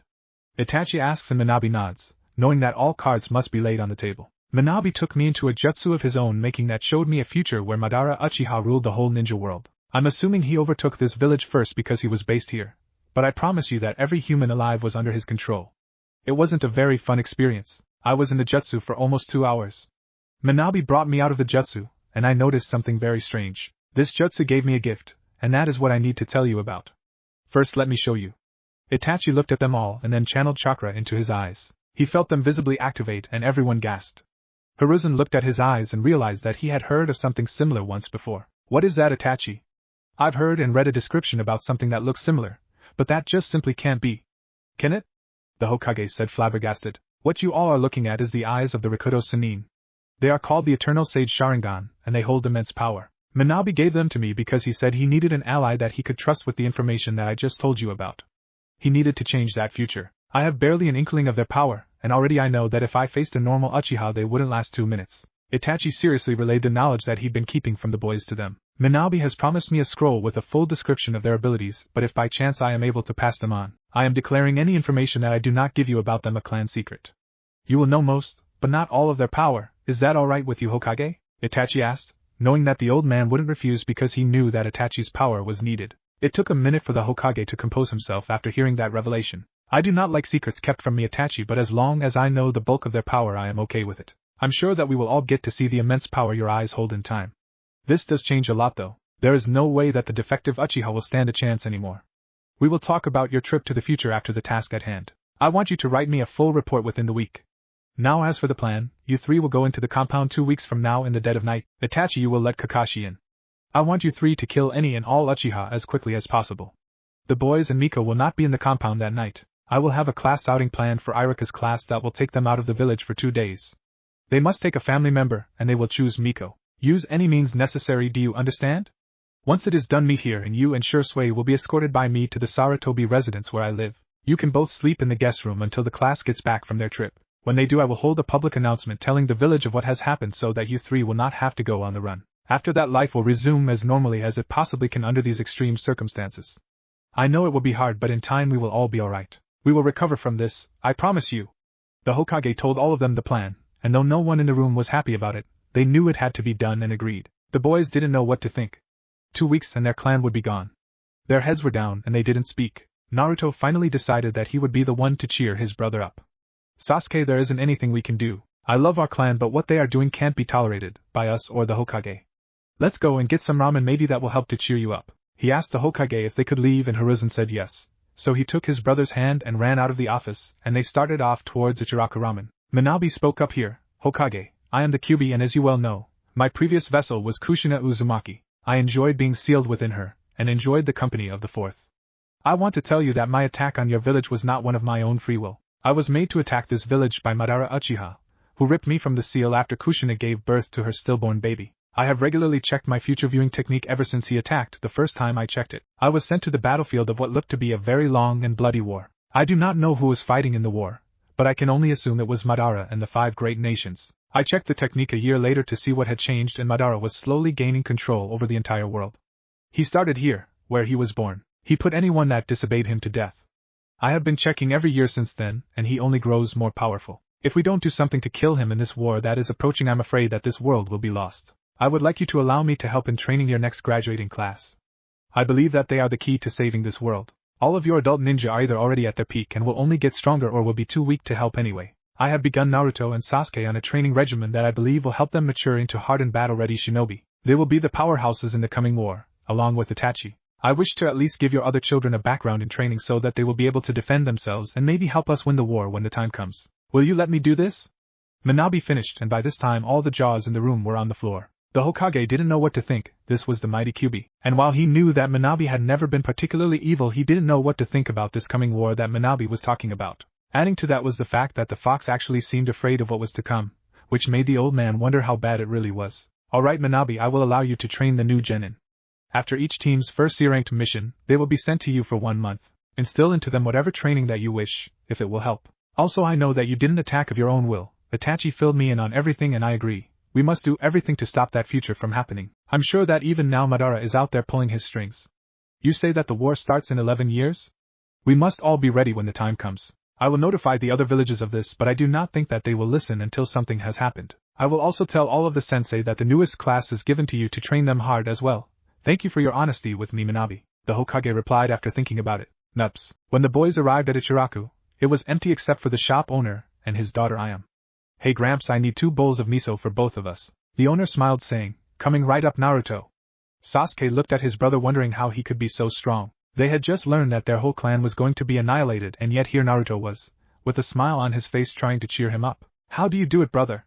Why are you so happy, despite what we just learned? He asked Naruto. Well, I'm not Sasuke. It's horrible what's going to happen, but I know that it has to be done. You know, father. He will never waver in his plan. I'm happy because at least we won't be the only ones left.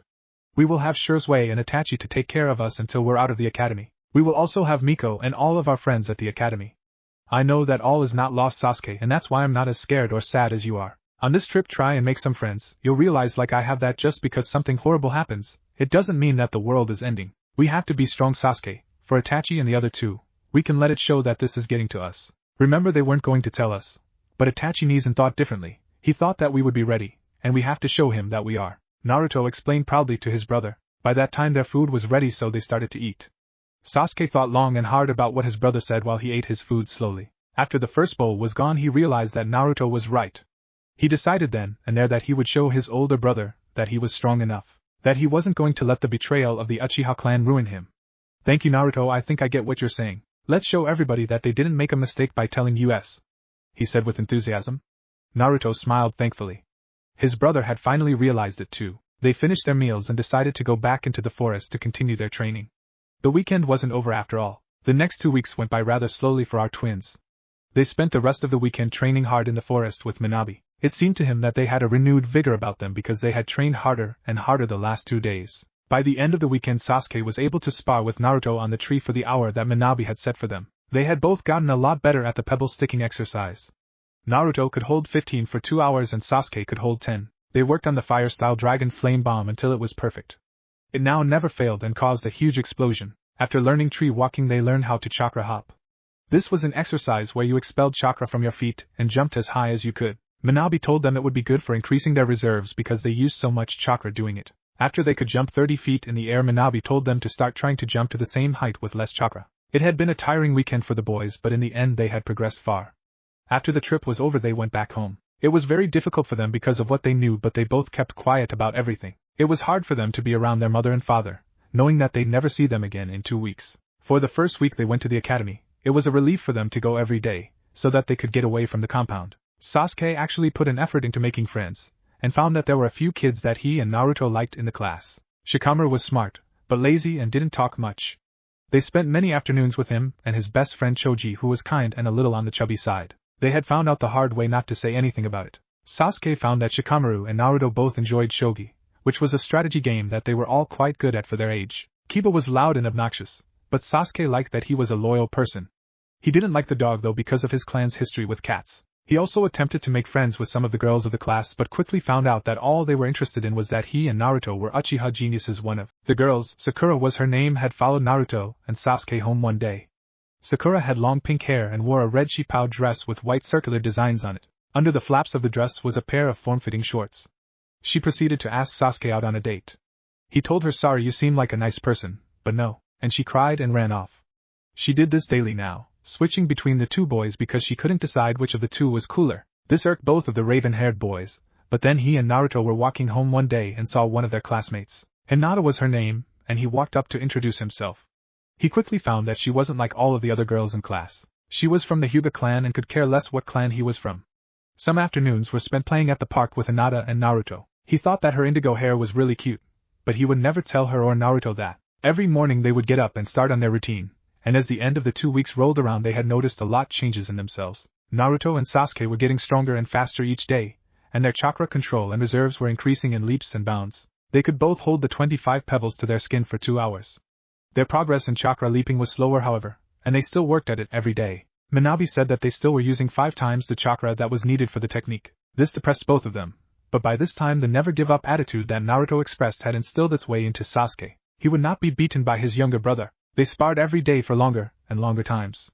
Now the 30-minute spar of 2 weeks ago was only a light one. They always went all out when they sparred with taijutsu, and every time they were beaten and bloody when done. By the end of the 2 weeks Sasuke had an extremely better outlook on how his life was going, despite what was going to happen the next day. He now looked forward to the academy, and seeing his friends every day. They were both still depressed about what was going to happen, but they had promised each other that they wouldn't let it get to them. The day was finally upon them. Naruto got out of bed and went to the shower. He had known this day was coming but still dreaded it. He finished getting ready and went downstairs to say goodbye to his mother, who he'd never see again. By the time he got there Sasuke was waiting. They both gave her a hug and told her that they were going on a field trip and wouldn't be back for a couple days. She smiled, telling them that she'd see them when they got home. They left the compound with tears in their eyes. By the time the two reached the academy they had dried their tears, knowing it had to be done. Since the night they were told about the massacre, they had heard many more rumors from inside the Uchiha about coup d'état. This reassured them that what was happening was inevitable. They still didn't have to like it though. They walked into their class and greeted all of their classmates with smiles. Iruka was already at the head of the class, and it was scheduled to start in another 10 minutes. They sat in their seats and started talking to the friends that they had made. "I'm excited for this field trip," Choji said, and Naruto agreed. Shikamaru was napping at his desk and Kiba was doing the same. "Alright class, settle down. We're going on a field trip that will be for 3 days, and we will be going to the outskirts of the village to a mountain campsite. Have you all brought everything you will need?" Iruka addressed the class. "Yes, Iruka-sensei." They all chorused together. "Alright, good. We had better get going then. Follow me everyone," he said, and everyone stood up. The Chunin exited the class and his students followed him outside. Once outside, Iruka led the students to the village's west gate, which was closest to the academy. He ran at a slow pace for him so that the students could keep up. When they all arrived at the gate he turned right just outside of it. He led them into a forest that seemed to stretch for miles. They all ran until they reached a clearing. Iruka told them that it was another 10 miles to the campsite from there so they could take a break. The students and their guardian sat down and talked amongst themselves for the duration for the break. Meanwhile back in the village, Kakashi, Itachi and Shursui were getting ready for what would happen that night. They had spent the morning planning for every possible scenario that they could think of, and now they were making sure that they had all the equipment that they would need. "How do you think the boys are doing?" Kakashi asked the Uchiha. While the Cyclops Jounin had never met them before their meeting in the Hokage's chambers, he watched over them every once in a while to gauge their skills and to get better acquainted with them from afar. "Well, Kakashi, I'm sure that they are pretty shaken up by all of this. I think they will pull through though," Itachi replied while he looked through his supplies. Shursui nodded, saying that they were both strong enough to handle it. It was almost time for them to enact the plan, so Itachi and Shursui bid their goodbyes to Kakashi and headed for the compound. It wouldn't be time for another 2 hours, so they went their separate ways and started doing things that they would normally be doing. Itachi went to train by himself and Shursui went to his home. Back with the boys, they had just gotten to the campsite that they were supposed to stay at for the next few days. They were setting up their tent when Iruka announced what they would be doing. "Alright class, gather around me. For this field trip we will be identifying and taking samples of the plants in this forest. As a ninja you will need to know what can harm you and what can help you in an environment like this. I want you to finish setting up camp and we will get started tomorrow," he said, and the students went back to setting up camp. Soon every one of them was sleeping soundly in their tents save Naruto and his brother. Do you think Itachi and Shursui are okay, Naruto? They do have to go against the whole clan, Sasuke asked his brother, who reassured him that they'd be fine. Miko joined in with Naruto telling them that their brother was one of the strongest in the clan. After that they decided to get some sleep. The next morning Naruto, Sasuke and Miko woke up with all of the other students and their guardians. They exited their tent and found that breakfast was already cooking. It was the meat from a few rabbits the students had found after Irika told them to go and hunt for the class's breakfast. The twins sat by the fire and watched as it cooked. Miko joined them moments later and they all started talking. They talked about what they'd be doing today, wondered if it would be hard. Anything and everything except the one thing they all wanted to talk about, the massacre. They had decided the night before that they wouldn't talk about it anymore. It would only bring pain to talk about something that they had no control over and they knew it. Soon the other kids and their guardians joined them at the fire and everyone was having a light conversation when Irika walked out of his tent. Alright kids, like I explained yesterday, you will be exploring this forest collecting plants and herbs that I will help you identify whenever everyone gets back. Adults will accompany you, but you shouldn't run into any trouble. After breakfast I want you all to spread out and start looking. Your mission is to bring back 15 unique plants to the campsite.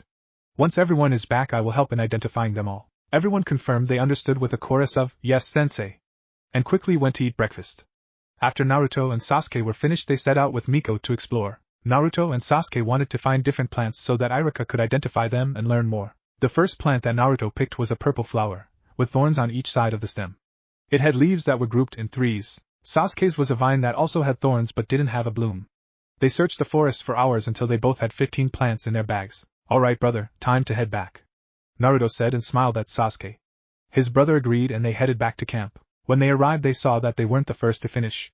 Shikamaru, Sakura and Hinata had all finished before them. Irika told them to lay out all of their plants with the others and he would explain what they were when everyone returned. The boys decided to converse with those that had finished already. They walked over to Shikamaru and Hinata and asked how their search had gone. It was troublesome. I got stuck with thorns I don't know how many times, Shikamaru told them and they laughed. It wasn't too bad, Hinata said. They had noticed that she stuttered quite a lot around both Naruto and Sasuke, but was slowly becoming more outgoing. Sakura watched this interaction and felt left out. She wondered why the boys didn't want to talk to her. She sat by herself and waited for the others to get back, thinking about what she could do to get them to notice her. Soon everyone had returned and Irika started to explain the different plants to them. They found that Sasuke's first plant was a greenbrier, which could be mixed with other plants to make a paralytic poison. Naruto's first plant had been a purple rose, which Irika told them was very rare. Its petals could be used for medicines while its stem could be used for poisons. They all listened to their sensei rapidly, trying to learn all they could. It might just save our lives one day, Naruto thought. By the time Irika was finished explaining them all it was mid-afternoon. Alright, for the rest of the day you will be sparring. Pick a partner and spar lightly, taijutsu only. Naruto and Sasuke got up, excited for the workout that ensued. They went a ways away from camp and started sparring. It was nothing new to them. They did this almost every day now. Naruto blocked a knee to the face and grinned, before sweep kicking his brother's legs, knocking him to the ground. Sasuke got up and they started to trade punches. Before long they were both dripping sweat and getting tired. It was starting to get dark by this time, so Irika told everyone to go and get some sleep. Hearing this, everyone retreated into their tents as Irika watched over the campsite. That was how the whole trip went. In the mornings they would go out in search of plants. After the first day Irika told them each what to go and find. Naruto and Sasuke were getting better at identifying what was what when it came to plants, and they were happy about it. On the second day that they were out in the forest they came across Sakura and Ino, who was another girl from their class. Ino had long platinum blonde hair that she kept in a ponytail, and wore a loose sleeveless purple turtleneck that showed her midriff. She had bandages from her midriff down to her knees on both sides. She also wore a purple skirt that was split on both sides to cover the bandages on her legs. She ran up to them showing them all of the plants she had gathered and they completely ignored her, for she was exactly like Sakura. She was a fangirl. Sakura stood watching her friend being ignored by the two of them. She decided then and there that she would confront them, ask them why they seemed to hate her and her friend. Ino soon got the hint that they didn't want to be around her, and went back to Sakura before leaving with the pinkette. After the boys found all of the plants they were assigned they would go back to camp and spar with the other students. They didn't always pair off with each other though. On the second day Naruto paired with Choji and Sasuke and Kiba sparred. On the third day they sparred with each other. Sakura and Ino didn't talk to them again after their encounter in the forest. Sakura told the blonde that she would talk to them and tell her what they said. The boys still kept to their morning routine though, and were tired after each day. Needless to say they both slept very well each night. The other students would sometimes ask what they were doing when they did their chakra control exercises. They would only reply with training, to the ire of most of the students there. Tonight was the last night they would be out of the village and Sasuke and Naruto were dreading going home. Neither of them had any idea what they would find at the compound. They both hoped that it wouldn't be too horrible. The next morning Iruka woke them all up early and told them that they would be returning home that day. He also mentioned they would have a quiz when they got to class the next day on what they had learned. It made most of the students groan. Everyone hated Iruka's quizzes. All of the students packed up and soon they were on their way back. The walk back to the village was a very solemn one for Naruto, Sasuke and Miko. All three were wondering what had become of the clan compound and how the plan had gone. They made idle conversation with the other students to keep their minds off of it, but it still weighed on them the whole way. When they reached the halfway point, Iruka told the students that they would take a break. Everyone sat down and drank water before talking a little to pass the time. This was when Sakura approached Naruto and Sasuke. "Why don't you guys like me? You never talk to me and you seem to avoid me every chance you get. You do the same thing with my friend Ino. We never did anything to you, what gives?" "I don't understand," she said, pouting. "You really want to know why we avoid you, Sakura? Fine, it's because all you seem to be to us both is a fangirl. You follow all the hot guys around and expect them to like you because of how you look, and we never see you training or trying to better yourself. You are smart, but it seemed to me that that is all you have going for you at the moment. Maybe if you actually tried to work on your ninja skills we would feel differently. The same goes for Ino. I never see her training or doing anything, but following guys around." Naruto looked at her and said seriously. As he was speaking, tears filled her eyes, and when he finished she ran off without saying another word. "Don't you think that was a little harsh, Naruto?" Sasuke asked him. "No, I don't," she needed to hear it. "What if we're put on the same team as her and get killed because she never works? She needs to take her career seriously, and what I just said might help her do that," he replied honestly. Sasuke nodded, understanding where he was coming from. After that, Iruka told them it was time to get back to walking. They all stood up and started on their way towards the village. Soon the gates of the Leaf Village came into view, and when the students saw them they all ran towards them, happy to finally be home. Naruto and Sasuke hung back with Miko. They were still afraid of what they would see. "Come on, boys. Let's go to the Hokage's office. I'm sure that he will know what we should do," she said, and led them to the Hokage's tower. Truthfully, she was just as scared of what she would find at the compound as they were. When they arrived at the old Hokage's office they were let in immediately. "Ah, boys, you have returned. It is good to see you after all of this has happened," the Hokage said solemnly, looking down.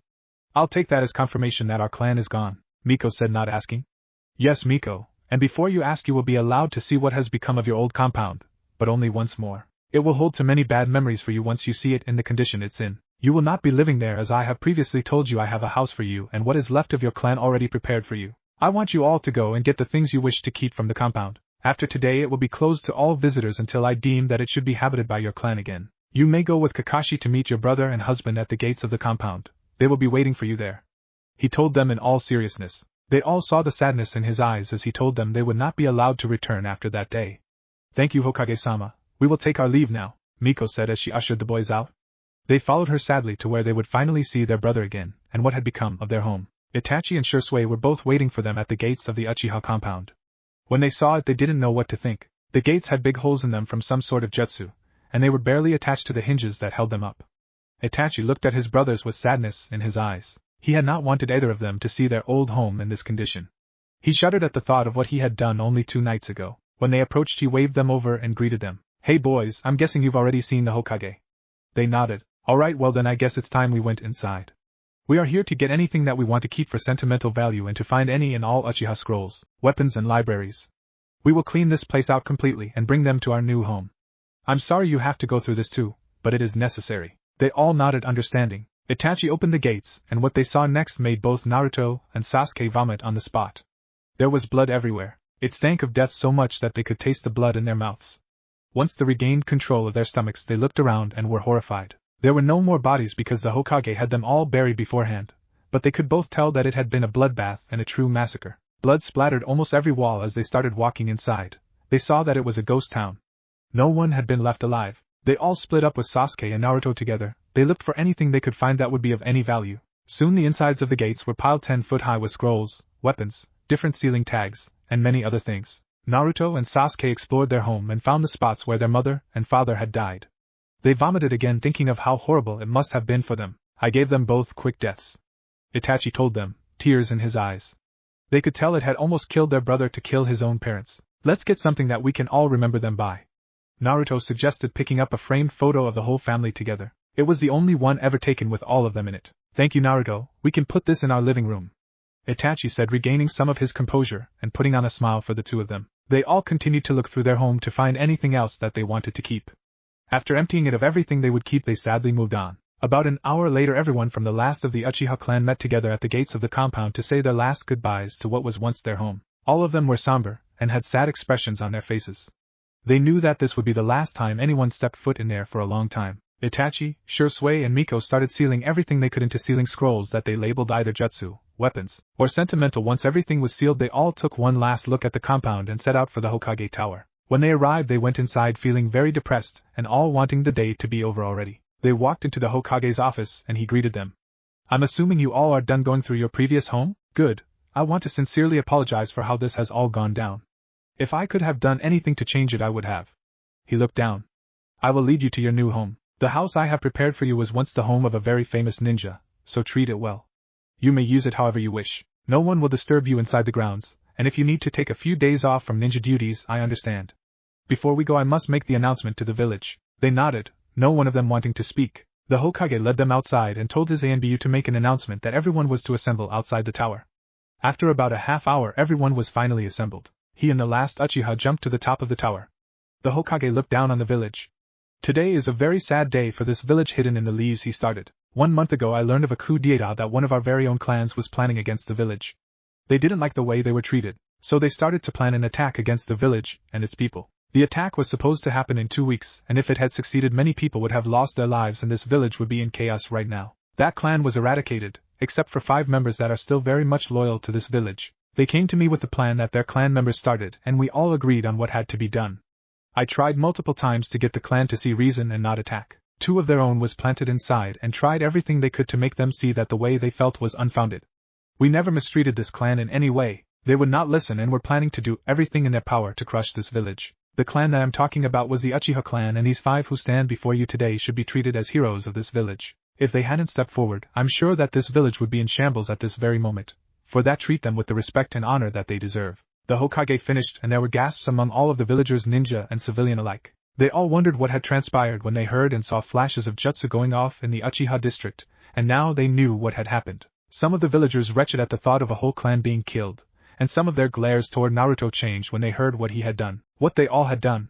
While they still didn't trust the boy, they knew they still had their lives because of him and his 4 other family members. They all started talking to each other about what had happened, saying things. "They're the only ones left of the Uchiha clan? I feel sorry for them. It must have been hard turning in your own clan like that, and maybe the demon isn't such a demon after all. Only time will tell now." The last 5 Uchiha listened to this and thought unanimously that they just wanted this to be over. Their heads were hung low in sadness at the loss of their families.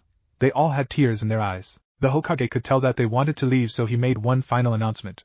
"From this day forward, the Uchiha district is strictly off limits to anyone and everyone. If you are caught inside its walls, you will be sentenced to no less than a year in the Leaf's jail cells. This is now law. You are all dismissed to go back to your daily routines." He looked at the 5 that stood before him and motioned for them to follow him quickly. Hiruzen led them to a compound right outside the village. It had a 10-foot-tall wall that was surrounding it on all sides. He quickly unlocked the gate and bit his finger before putting some of his blood on the ground inside. It was absorbed right away until the ground wasn't even red anymore. When they stepped inside the gate, they saw a huge yard in front of a house that was bigger than any they had seen inside the village. It looked to have 2 stories. They looked around and noticed that the yard went all the way around the house, and the left side was littered with training dummies that looked as if they hadn't been used in ages. On the right side there was clear open space. They followed the old man up to the house and he unlocked the door. "This will be your new home. Go on inside and explore as much as you want. Everything inside the walls surrounding the house is yours now. The deed will be transferred into Itachi's name in the morning. I'm sure that you all need to go and get some rest after what you experienced today." They all nodded and went inside. "Hokage-sama, who owned this house before us?" Naruto asked, and the old man smiled before saying, "A very powerful and well-known ninja of this village. Before he died, he told me that I could give it to whomever I thought could use it the most." Hiruzen chuckled and disappeared in a swirl of leaves. The 5 new owners of the house just shrugged and thought nothing of it. They were all too mentally and physically exhausted to think of anything but sleep. They each found a room with a bed in it, with Shursui and Miko sharing a bed, and were asleep in a matter of minutes. Shursui's and Miko's age, 19 and 20. 4 years have passed since we've last seen our favorite twins. A lot has happened since the Uchiha massacre, and those 4 years have been long and hard for them. They settled into their new home with the last of their family very quickly, and all 5 of them were almost inseparable for a long time. They all took 1 month off shinobi duties to acclimate into their new lives. While on their month off, they relaxed and spent most of their time with each other, as family was more important to them than anything at the time. After a while, they began to reopen themselves up to the people around them. Itachi, Shisui and Miko soon resumed their duties as ninja and practically threw themselves into the job. They were all A and B, so the Hokage had thought it prudent to make them a team for the time being. They took on any and all A to S-ranked missions that they could, drowning themselves in their ninja careers. During this time Minabe helped Shisui and Miko awaken their eternal Mangekyo Sharingans. He would not pass on the Sage Sharingan to them, though, stating that having two would cause problems down the road, but gave them hope by telling them that it was inheritable through genetics. This meant that once Itachi found a suitable wife, and she gave birth, there would be another wielder of the immensely powerful eyes that Itachi now possessed. He had begun training his eyes immediately after the massacre, and was now finally up to 3 tomo in each eye. Minabe had told him that this would be the time that he could start to experiment with them. Anyone that went up against the raven-haired clan head met their death quickly and easily. It seemed as if no one stood a chance against him. This was the reason that he was currently out of the village on a solo S-ranked assassination mission. The Hokage had been against the idea at first, but Itachi had insisted almost 2 years ago that he be allowed to take these missions alone. He never failed and almost always came back without a scratch on him, though, so the Hokage allowed him to continue. Itachi took them to take his mind off of the past. What he was made to do still haunted him every day. He didn't blame the Hokage, though, far from it in fact. The one he blamed solely for the act of atrocity on his clan was Danzo Shimura.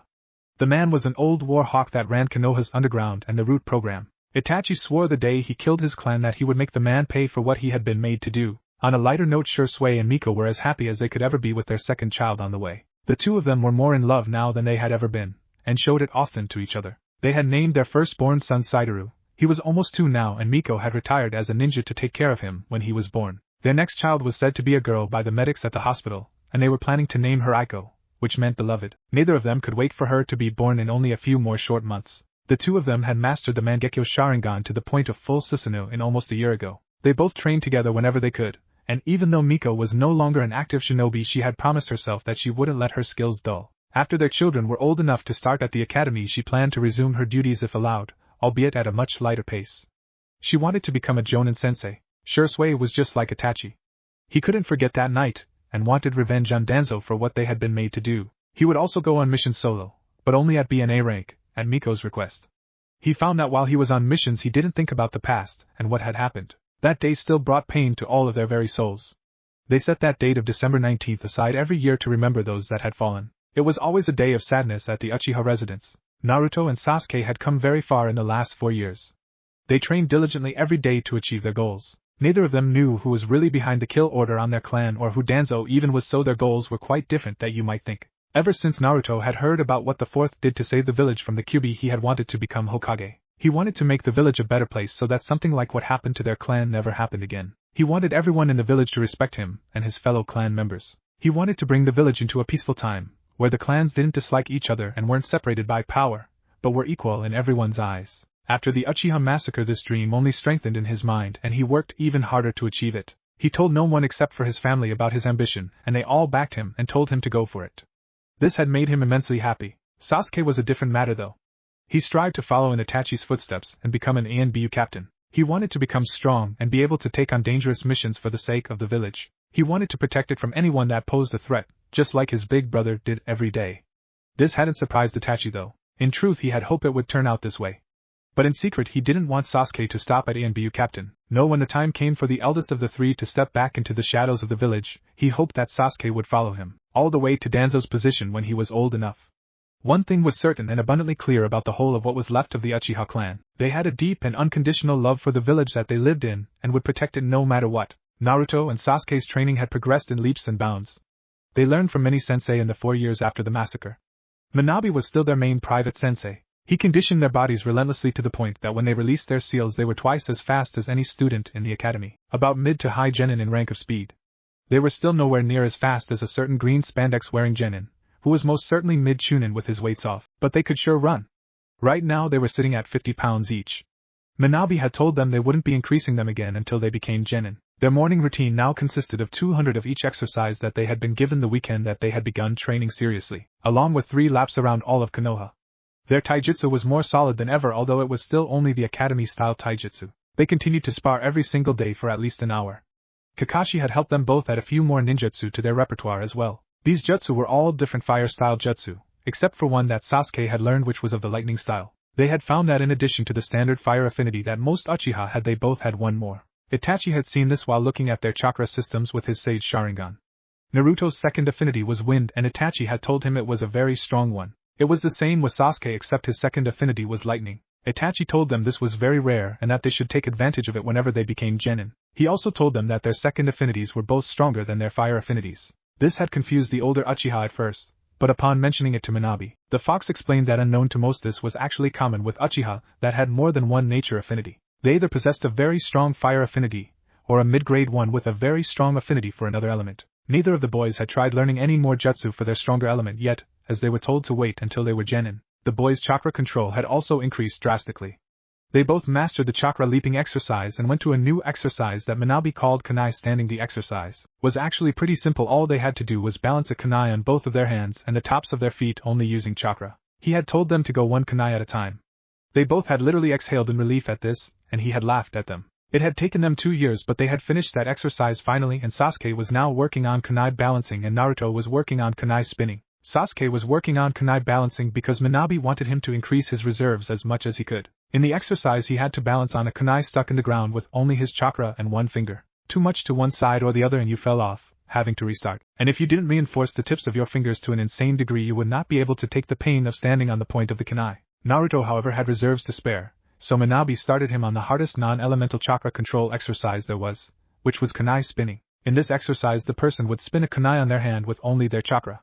Minabe had told the green-eyed boy to do it until he could spin 5 kunai on each arm. To this day he could only do the 2 on his hands. Even using shadow clones every time he wasn't getting anywhere. He had resigned himself to never give up though, and he still hadn't.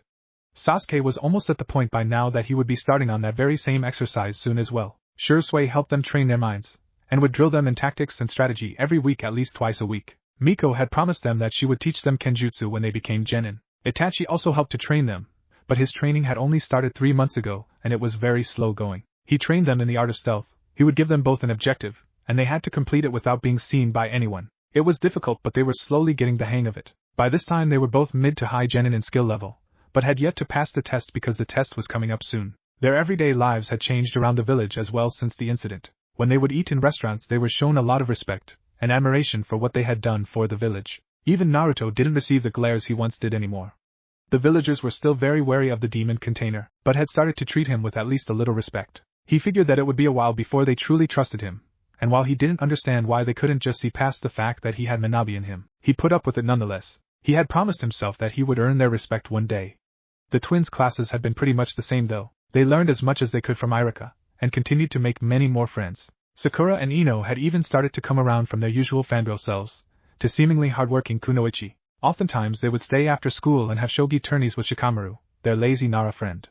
They still had yet to beat him, even once. They would also go to the park to hang out with Hinata and sometimes some of the other girls in class too. Kiba always wanted to prove himself to the boys, and so did Shoji, so they would spar with them both at least 3 times a week now. The Inuzuka and Akimichi were both getting stronger, the boys could tell. Shino and Sasuke got along very well. They were both quiet for the most part, and Sasuke didn't mind his insects at all while Naruto found to be a little on the creepy side. Naruto enjoyed Shikamaru's company much more, but wasn't nearly on bad terms with the Aburame. Nups. The sun was slowly rising over the village to signify that a new day was about to start. The boys had been waiting for this day all week. It would be their last day at the academy. They would be taking the graduation exam and finally becoming genin today. We find our twins sleeping in their bed in the new clan compound of the Uchiha. The house had 2 stories and a basement that they had yet to really explore because they couldn't get in due to a very intricate seal protecting its entrance. On the first floor there was a medium-sized living area which branched off into the kitchen towards the back of the house, and to the right there was a hallway. It was along this hall that the bathroom was, and also 3 bedrooms before you reached the staircase to the second floor. On the second floor there were many more bedrooms, 6 in total. There were also 2 bathrooms on that floor and another medium-sized living area that they used as a den. Everyone chose to sleep upstairs in bedrooms that weren't very close together, for privacy. The baby's nursery was downstairs in the room closest to the stairs. The boys slowly started to wake up, thanks to their biological clocks kicking in. Naruto opened his eyes and rolled out of bed. He had a huge grin on his face. Today was graduation day. He went downstairs after finishing his morning routine of a shower, brushing his teeth, and changing. He now wore blue cargo pants and a black t-shirt with the Uchiha clan symbol of a red and white fan on the back and 2.5-inch wide orange strips going down the front. He wore his kunai pouch on his left thigh and his shuriken were on his waist on the right side. He hadn't wanted anything to interfere if he needed to undo his resistance seals. When he arrived downstairs he saw that Sasuke and Sensei were already at the table along with Miko. She had baby Saidaru in the high chair next to her, feeding him. Naruto joined his family at the table, but noticed that one was missing. Is Itachi still out on that mission? he asked, to no one in particular. They had all had to deal with the clan head's rather frequent absences since the massacre, but it still didn't hurt the green-eyed boy any less. Yes, Naruto, he is. Should be back in time for the ceremony though if everything goes well. Sensei explained. He too hoped that he would see his best friend by the end of the day. Itachi's obsession with missions of the highest caliber had been worrying him and everyone else in the compound for months now. The two brothers sat down and started in on their breakfast. They all made light conversation as they ate. Soon the boys were finished and they told Sensei and Miko goodbye and that they would see them later. Naruto and Sasuke quickly made their way to the academy gates. Their new house wasn't quite as far from it as the old Uchiha compound. They walked inside into Irika's classroom. When they arrived inside the classroom and were seated, it wasn't long before Irika made his presence known. Good morning, class. I'm sure that all of you are very excited for today, as it may very well be your last day here. He smiled at his class. They had come so far in the last 4 years, and he had no doubt that all of them would pass the test with flying colors. Alright, so I have no doubt that you would all love to hear one last lecture from your sensei. But let's get started on the testing, he stated, and saw that the students perked up visibly at that. He called Hinata's name, and told her to transform into him, do the substitution jutsu, and make a simple clone. She nodded and did all three perfectly, which was of no surprise to anyone. She was second in the class on the girls' side only to Sakura, and that was mostly because of Sakura's book smarts. He called everyone's name one by one. Sakura, Kiba, Ino, Choji, Shikamaru, and Shino all passed with flying colors, just as Hinata had done. Soon it was Sasuke's turn and he had something to prove to his little brother today. Irika told him what to do and he quickly performed the transformation and substitution flawlessly. When it came to the clone though, he used a different hand sign which surprised everyone, especially Naruto and Irika. He can't do that jutsu, can he? Naruto thought, as did Irika. Sure enough, Sasuke said shadow clone jutsu, and there were 2 perfect clones of Sasuke standing before the class. Not only were they perfect, they were also just as solid as the real one. Sasuke was visibly drained though after that, and breathing hard. Take that, Naruto. I can finally do your little trick too, Sasuke thought, but he knew that it would be a long time, if ever, that he would be able to use them like Naruto had been. Irika was surprised to say the least. How could an academy student even know about that jutsu, let alone use it? Amazing, Sasuke, you pass. How is it that you've come across that jutsu? He asked the boy. Sasuke would only reply with, you'll find out soon enough, Irika-sensei, and then he grinned and walked back to his seat. Irika was confused, but called the last student down. Naruto Uchiha, will you please come down here for your test, he said, and Naruto got out of his seat to join the Chunin in the front. As with Sasuke, he performed the first 2 jutsu flawlessly. He then used the same sign as Sasuke and made not 2, not 3, but 10 perfect solid clones of himself. To answer your question from earlier, Irika-sensei, my brother learned this jutsu from me. I've known it since I was a lot younger, but it seems as if Sasuke had some tricks he didn't tell me about. Irika was floored. To have not 1 but 2 academy student perform a jutsu that he himself could barely use was just ridiculous. He summoned 10 clones. That takes Jounin level chakra reserves. What the hell? He thought, but aloud he congratulated Naruto and the rest of his class on passing the genin exam. You're all genin now, ninja of this village. Tomorrow you'll come and get your team assignments. Come up here and get your headbands, he said. All of the students walked to the front of the class and got their headbands. Then Irika told them to get some sleep and meet him at the academy the next day. The boys exited the academy excited that they were finally ninja. They had decided that morning to go to Ichiraku's for lunch, so that's where they were both headed. When they arrived, Naruto ordered 2 miso ramen for both of them, and sat down with his brother. The hell, Sasuke, I didn't know that you could use shadow clones. Since when? He asked, and the elder brother grinned. Only last week, and 3 clones is my max right now, so I can't use it in battle. But I had Minabi teach it to me so that we would be on more even ground when it comes to training. He explained, and Naruto just laughed, and told him that they were on even ground. Don't forget that you beat me almost every time we spar in taijutsu, and you're naturally better at throwing weapons than me, he stated, boosting his brother's ego more than he had wanted to. Sasuke smiled at his brother's praise. Their food was ready, so they began to eat their lunch. Who do you think we will get as a sensei, Naruto? Sasuke asked as they ate. The green-eyed boy shrugged. I don't know, but I hope it's someone strong, he exclaimed, finishing his first bowl and starting on the next. After they were finished eating, the boys decided to go to a training ground and spar for a while, since they had nothing better to do. They arrived at training ground 7 and went to opposite ends before nodding to each other and unsealing their resistance seals. Do you want to go all out this time, Sasuke? Naruto asked, and his brother grinned. Sure, but don't expect to win, little brother. He charged Naruto, going in to punch him in the chest. Naruto twisted out of the way and jumped back, deciding that he'd be the first to unleash a jutsu this time. He quickly went through hand signs and yelled fire style, Phoenix Flower Jutsu. He shot several balls of flame at his brother, and then followed the jutsu with throwing a kunai at him. Sasuke was hard-pressed to dodge all 5 of the flaming spheres. He went left, and then right, letting 3 pass by him. He then jumped into the air quickly as his brother launched another kunai at him.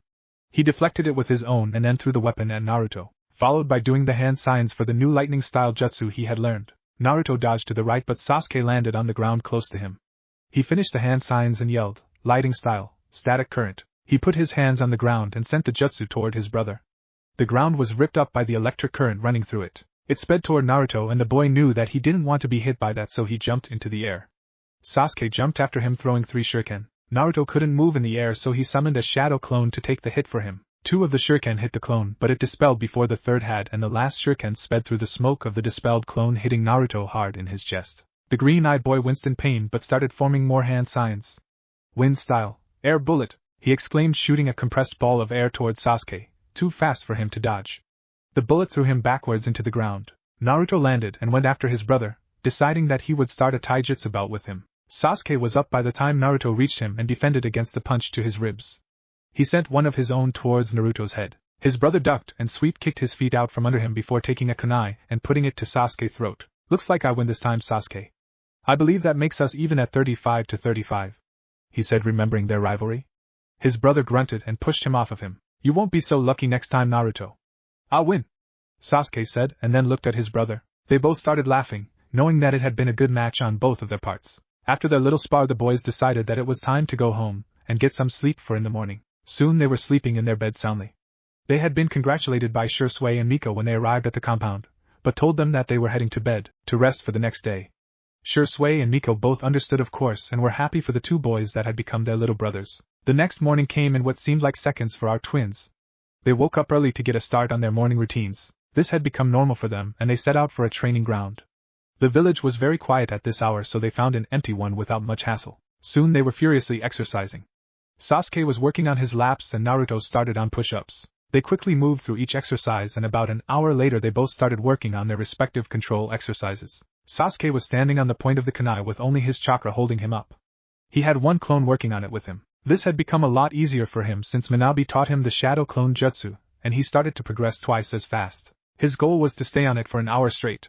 When he was able to do this, Minabe told him that he could move on to the kunai spinning exercise that Naruto was working on. Speaking of Naruto, he had 50 clones working on the exercise with him and was still only able to spin 2 kunai at a time. The green-eyed boy had been stuck at this point for weeks now and was determined to get farther by the time he made genin. The real Naruto dispelled his clones slowly 30 minutes after starting and then tried to spin 3 kunai at a time. By this time 2 were almost second nature to the boy. He added the third and started molding his chakra in order to spin the blade. Slowly but surely, the kunai started to spin. He kept it going at the slow pace for as long as he could, but in the end it only spun for 10 minutes before he lost control, and it fell off of his left forearm. "Yes. Finally, I was able to move forward," he exclaimed, despite the fact that it was only by a little. His brother was done with his chakra control by that point too, so the boys headed to the academy. It was finally time for them to get their sensei, and they couldn't wait to meet him. They arrived at the academy 10 minutes early and sat in their seats waiting for Irika to get there and announce the teams already. Most wouldn't guess this by the boys' patient expressions all the time, but the 2 of them hated to wait. Finally everyone was in class and Irika walked into the room. "Alright class, the day is finally here. You won't be in my class anymore after this. You will be genin of this village. Do us all proud. It has been a pleasure teaching you all. Now as for the team assignments." Irika started name off teams, but he hadn't called any of the names from the top of the class yet. He had just finished with naming Team 6. Team 7 will be Naruto Uchiha, Sasuke Uchiha, and Sakura Haruno. The Jounin sensei for this team will be Kakashi Hatake, he said, and both boys were relieved to hear that they would be together, and upon hearing that they would be with a sensei that they were at least a little familiar with. Sakura, on the other hand, was jumping with joy. "I'll be on the same team as the 2 coolest and hottest guys in class. This is perfect, Shinaro," she thought, giving the boys a look that scared them to death. Irika named Team 8 next. Team 8 will be Hinata Hyuga, Shino Aburame, and Kiba Inuzuka. Your sensei will be Kurinai Yehi. Team 9 is still in rotation, so I will move on to Team 10. Shikamaru Nara, Ino Yamanaka, and Choji Akimichi. Your sensei will be Asuma Sarutobi. Shikamaru gave one look at Ino and thought troublesome before putting his head down for a nap. Irika continued to name teams until everyone in the class was named. "Alright, you will all wait here for your sensei to pick you up. Congratulations again on becoming genin." He finished and left the classroom. A whole 3 hours later, everyone had already been picked up by their sensei except for one. Care to guess which team? Yes, it was Team 7 who were still waiting, and by this time all 3 of them were getting sick and tired of it. "Where the hell is this guy?" Sakura said, angry that she had to wait for this long. The other 2 were just as angry, but were keeping it together, although just barely. "Hey Sasuke, You want to get this bastard for being so late? Naruto asked his brother. Sasuke was extremely tired of waiting by this point and said, yeah, what did you have in mind? Sakura, you want in too? He asked the pinkette. She immediately said yes, and so the three of them began plotting their revenge on their absent sensei. 10 minutes later, a silver-haired jounin was walking towards the classroom. As he got closer, he saw the obvious trap that they had laid for him. Really, do they think I'm an idiot? This is child's play, he thought, and decided that he would play along this time to see the true scale of the trap and how well they had actually thought it out. He walked up to the door and slid it open, sticking his head just inside so that he would be hit by the eraser stuck at the top. The eraser dropped, and he was hit in the head by it. What he didn't expect was the bucket of water also attached to the door. The eraser powder got all over his head, and then he was soaked in freezing cold water. That wasn't all though. After being half frozen by the water, he was pelted by a bucket full of pebbles, which left numerous comical bumps on the jounin head. What the hell? They must be pretty mad. And this wasn't a horrible trap either. They seemed to know I'd purposefully go for it, he thought as he struggled to get over the headache he was given by the rocks. He stepped inside and looked his new genin over. Well, the two Uchiha look competent, and I already know that they are since I helped train them, even if only a little. But I'm sure that the pink-haired one is just your average fangirl. That could be a problem with these two. She will have to get over that quickly. Good thing I'll be training them. I'm going to put all three of them through utter hell. He finished the thought with an evil gleam in his eyes, which scared the new genin. Well, my first impression of you all is that you're complete idiots. Meet me on the roof in 2 minutes. Don't be late. And with an expression that could only be considered as an eye smile, he disappeared in a swirl of leaves. This infuriated all three of them. How dare he tell us not to be late? They all thought simultaneously. Regardless, 2 minutes later they met their sensei on the roof. Kakashi looked at his genin before saying, alright, let's all introduce ourselves. Tell me about your likes, dislikes, hobbies, and dreams for the future. Kakashi-sensei, what do you mean? Why don't you give us an example? Sakura said, wanting to know more about their sensei. Alright, sure, my name is Kakashi Hataki. I like a lot of things, but also dislike a lot of things. I don't feel like telling you any of my hobbies or dreams for the future. See how it's done? Now it's your turn, Pinky, he said, looking at Sakura. Well, I like a lot of things, training, reading and learning being most important. I also like these two Uchiha sitting beside me, they are so cool. She blushed and continued, not noticing the facepalm looks on all three of the others' faces. I hate fangirls. My hobbies include helping my mom when she needs it, studying, and she paused and blushes bright red again. My dream for the future is to become a great kunoichi like Tsunade Senju of the legendary three. She finished proudly. This little speech earned two different reactions from the other three sitting there. Kakashi was floored as he had her pegged wrong mostly. This wasn't a fangirl, this was an aspiring young kunoichi that was willing to work hard to achieve her goals. Not that she didn't have a few fangirl tendencies when it came to Naruto and Sasuke. He was willing to overlook that though. He could tell with her attitude that she would go far. The two boys respected her a lot more now that she had somewhat put them on the back burner in pursuit of her dreams. Naruto was glad that what he had said all those years ago really stuck with the pinkette. Alright, not quite what I expected, but nevertheless, your turn, Green Eyes. Kakashi said, looking at Naruto. I love ramen and training with my brother. I like learning new jutsu and hanging out with all of my friends at the academy. I also like the one that truly helped me get strong. I don't like when people judge others without getting to know them. I don't like the way clans are treated in this village. Most clans act like they are higher up than everyone because of some special attribute of theirs, and it makes my blood boil. No one should be better than someone else because of blood. My hobbies are playing shogi, reading, and training. My dream for the future is to become the best and strongest Hokage that the shinobi world has ever seen. He finished proudly. That's mostly what I expected him to say. I didn't know he felt so strongly about the clan system though. That dream of his is going to be very difficult to achieve after what happened with his clan. Kakashi thought and stated, interesting. And what about you, Sasuke? The older brother thought about it for a while. I'm a lot like my brother. I love to train and get stronger alongside him, and I like the one who truly made me strong as well. We owe a lot to him. I plan to surpass both of my brothers though. I will train day and night until that day comes. I enjoy hanging out with all of my friends at the academy, but there's one in particular that I like to spend time with. He paused, blushing at the thought of a certain indigo-haired girl. I hate how my brother is treated, even to this day. It makes me sick. I don't like the clan system either, and will help my brother in any way he needs me to when it comes to that. My hobbies include training and learning from my brother Itachi. I also enjoy cloud watching with our friend Shikamaru and practicing my weapon skills. My dream for the future is to become an ANBU captain so that I can serve my village and become stronger. He said, surprising Kakashi with his long-winded response. The older Uchiha didn't talk much unless it was to Naruto or his other family members. Well, you all have very interesting outlooks on life and I look forward to working with you. I will try my best to help you achieve your dreams and goals. We are officially Team 7, or that is what I'd like to say, but there is one last test you three must pass before you are really genin. It will be a survival exercise that the four of us will complete together. Meet me tomorrow at Training Ground 7, I want you there at 8 o'clock sharp, and if I were you I wouldn't eat breakfast. You just might puke. The silver-haired jounin laughed, and disappeared without saying another word. That was weird, Naruto said, and the other two shrugged. Hey, do you guys want to go and get something to eat? We're all a team now, so it would probably be best if we spend some time together. Sasuke and I already spend a lot of time training together, but I figured that since you're our teammate too you should be included, Sakura. He finished with a smile at the pink-haired girl. Sasuke was surprised at the suggestion, but agreed because he knew it was true. They would be working together from now on, why not spend time together outside of team time? He said yes, and so did Sakura, so they headed towards Ichiraku Ramen for lunch. Little did they know, a certain silver-haired jounin was determined to watch them to see how they acted together. When he saw that they went to lunch together upon realizing they were a team, he almost decided to pass them then and there. These three are a lot different from what I expected and the genin I've tested in the past. Maybe things will be different this time, he thought, hoping to Kami that it would be. The man was tired of being assigned genin that had no idea what it took to be actual ninja. He wanted a real team to train, and maybe if he was lucky these three would finally be that team. The three newbies ate slowly, enjoying each other's company. They talked about what it meant to be genin, and how they hoped that they passed Kakashi Sensei's test in the morning. Naruto and Sasuke found that Sakura actually wasn't that bad to hang around. She was very smart, and talked about all kinds of things that interested her. Since Naruto's speech to her 4 years ago, she had put everything she had into training.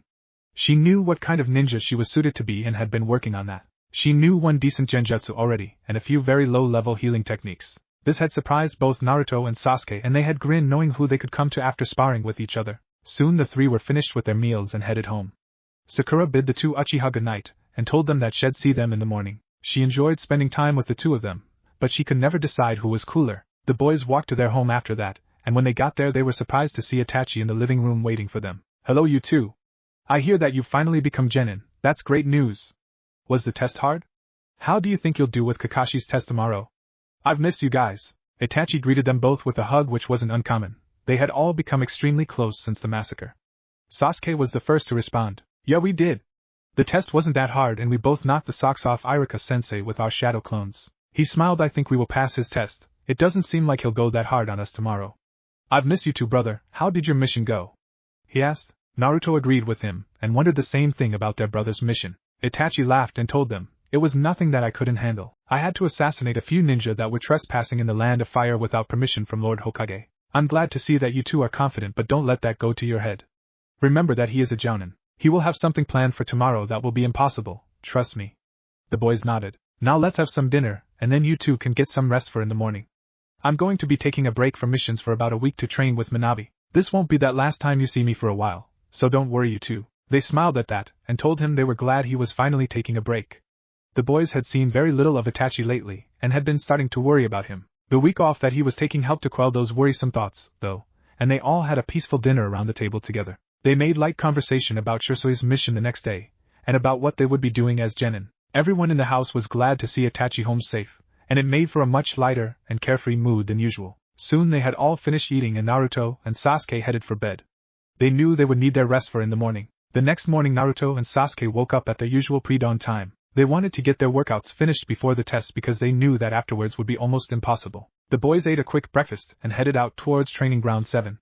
It was around 5:30 by the time they arrived, so of course it was empty. They both got started right away. It only took them an hour and a half to finish everything, and then they got started on chakra control. It was around this time that Sakura arrived, wanting to get a little training in herself. She asked them what they were doing as she walked up, noticing that Sasuke was upside down on a kunai, and Naruto was spinning 3 on his hands and arms. Chakra control was all they replied with so as not to lose concentration. Sakura started her morning workout as well, and while it was nowhere near the level that they were at, she impressed both of them. She ran around the training ground to start with, completing 5 laps before going to push-ups.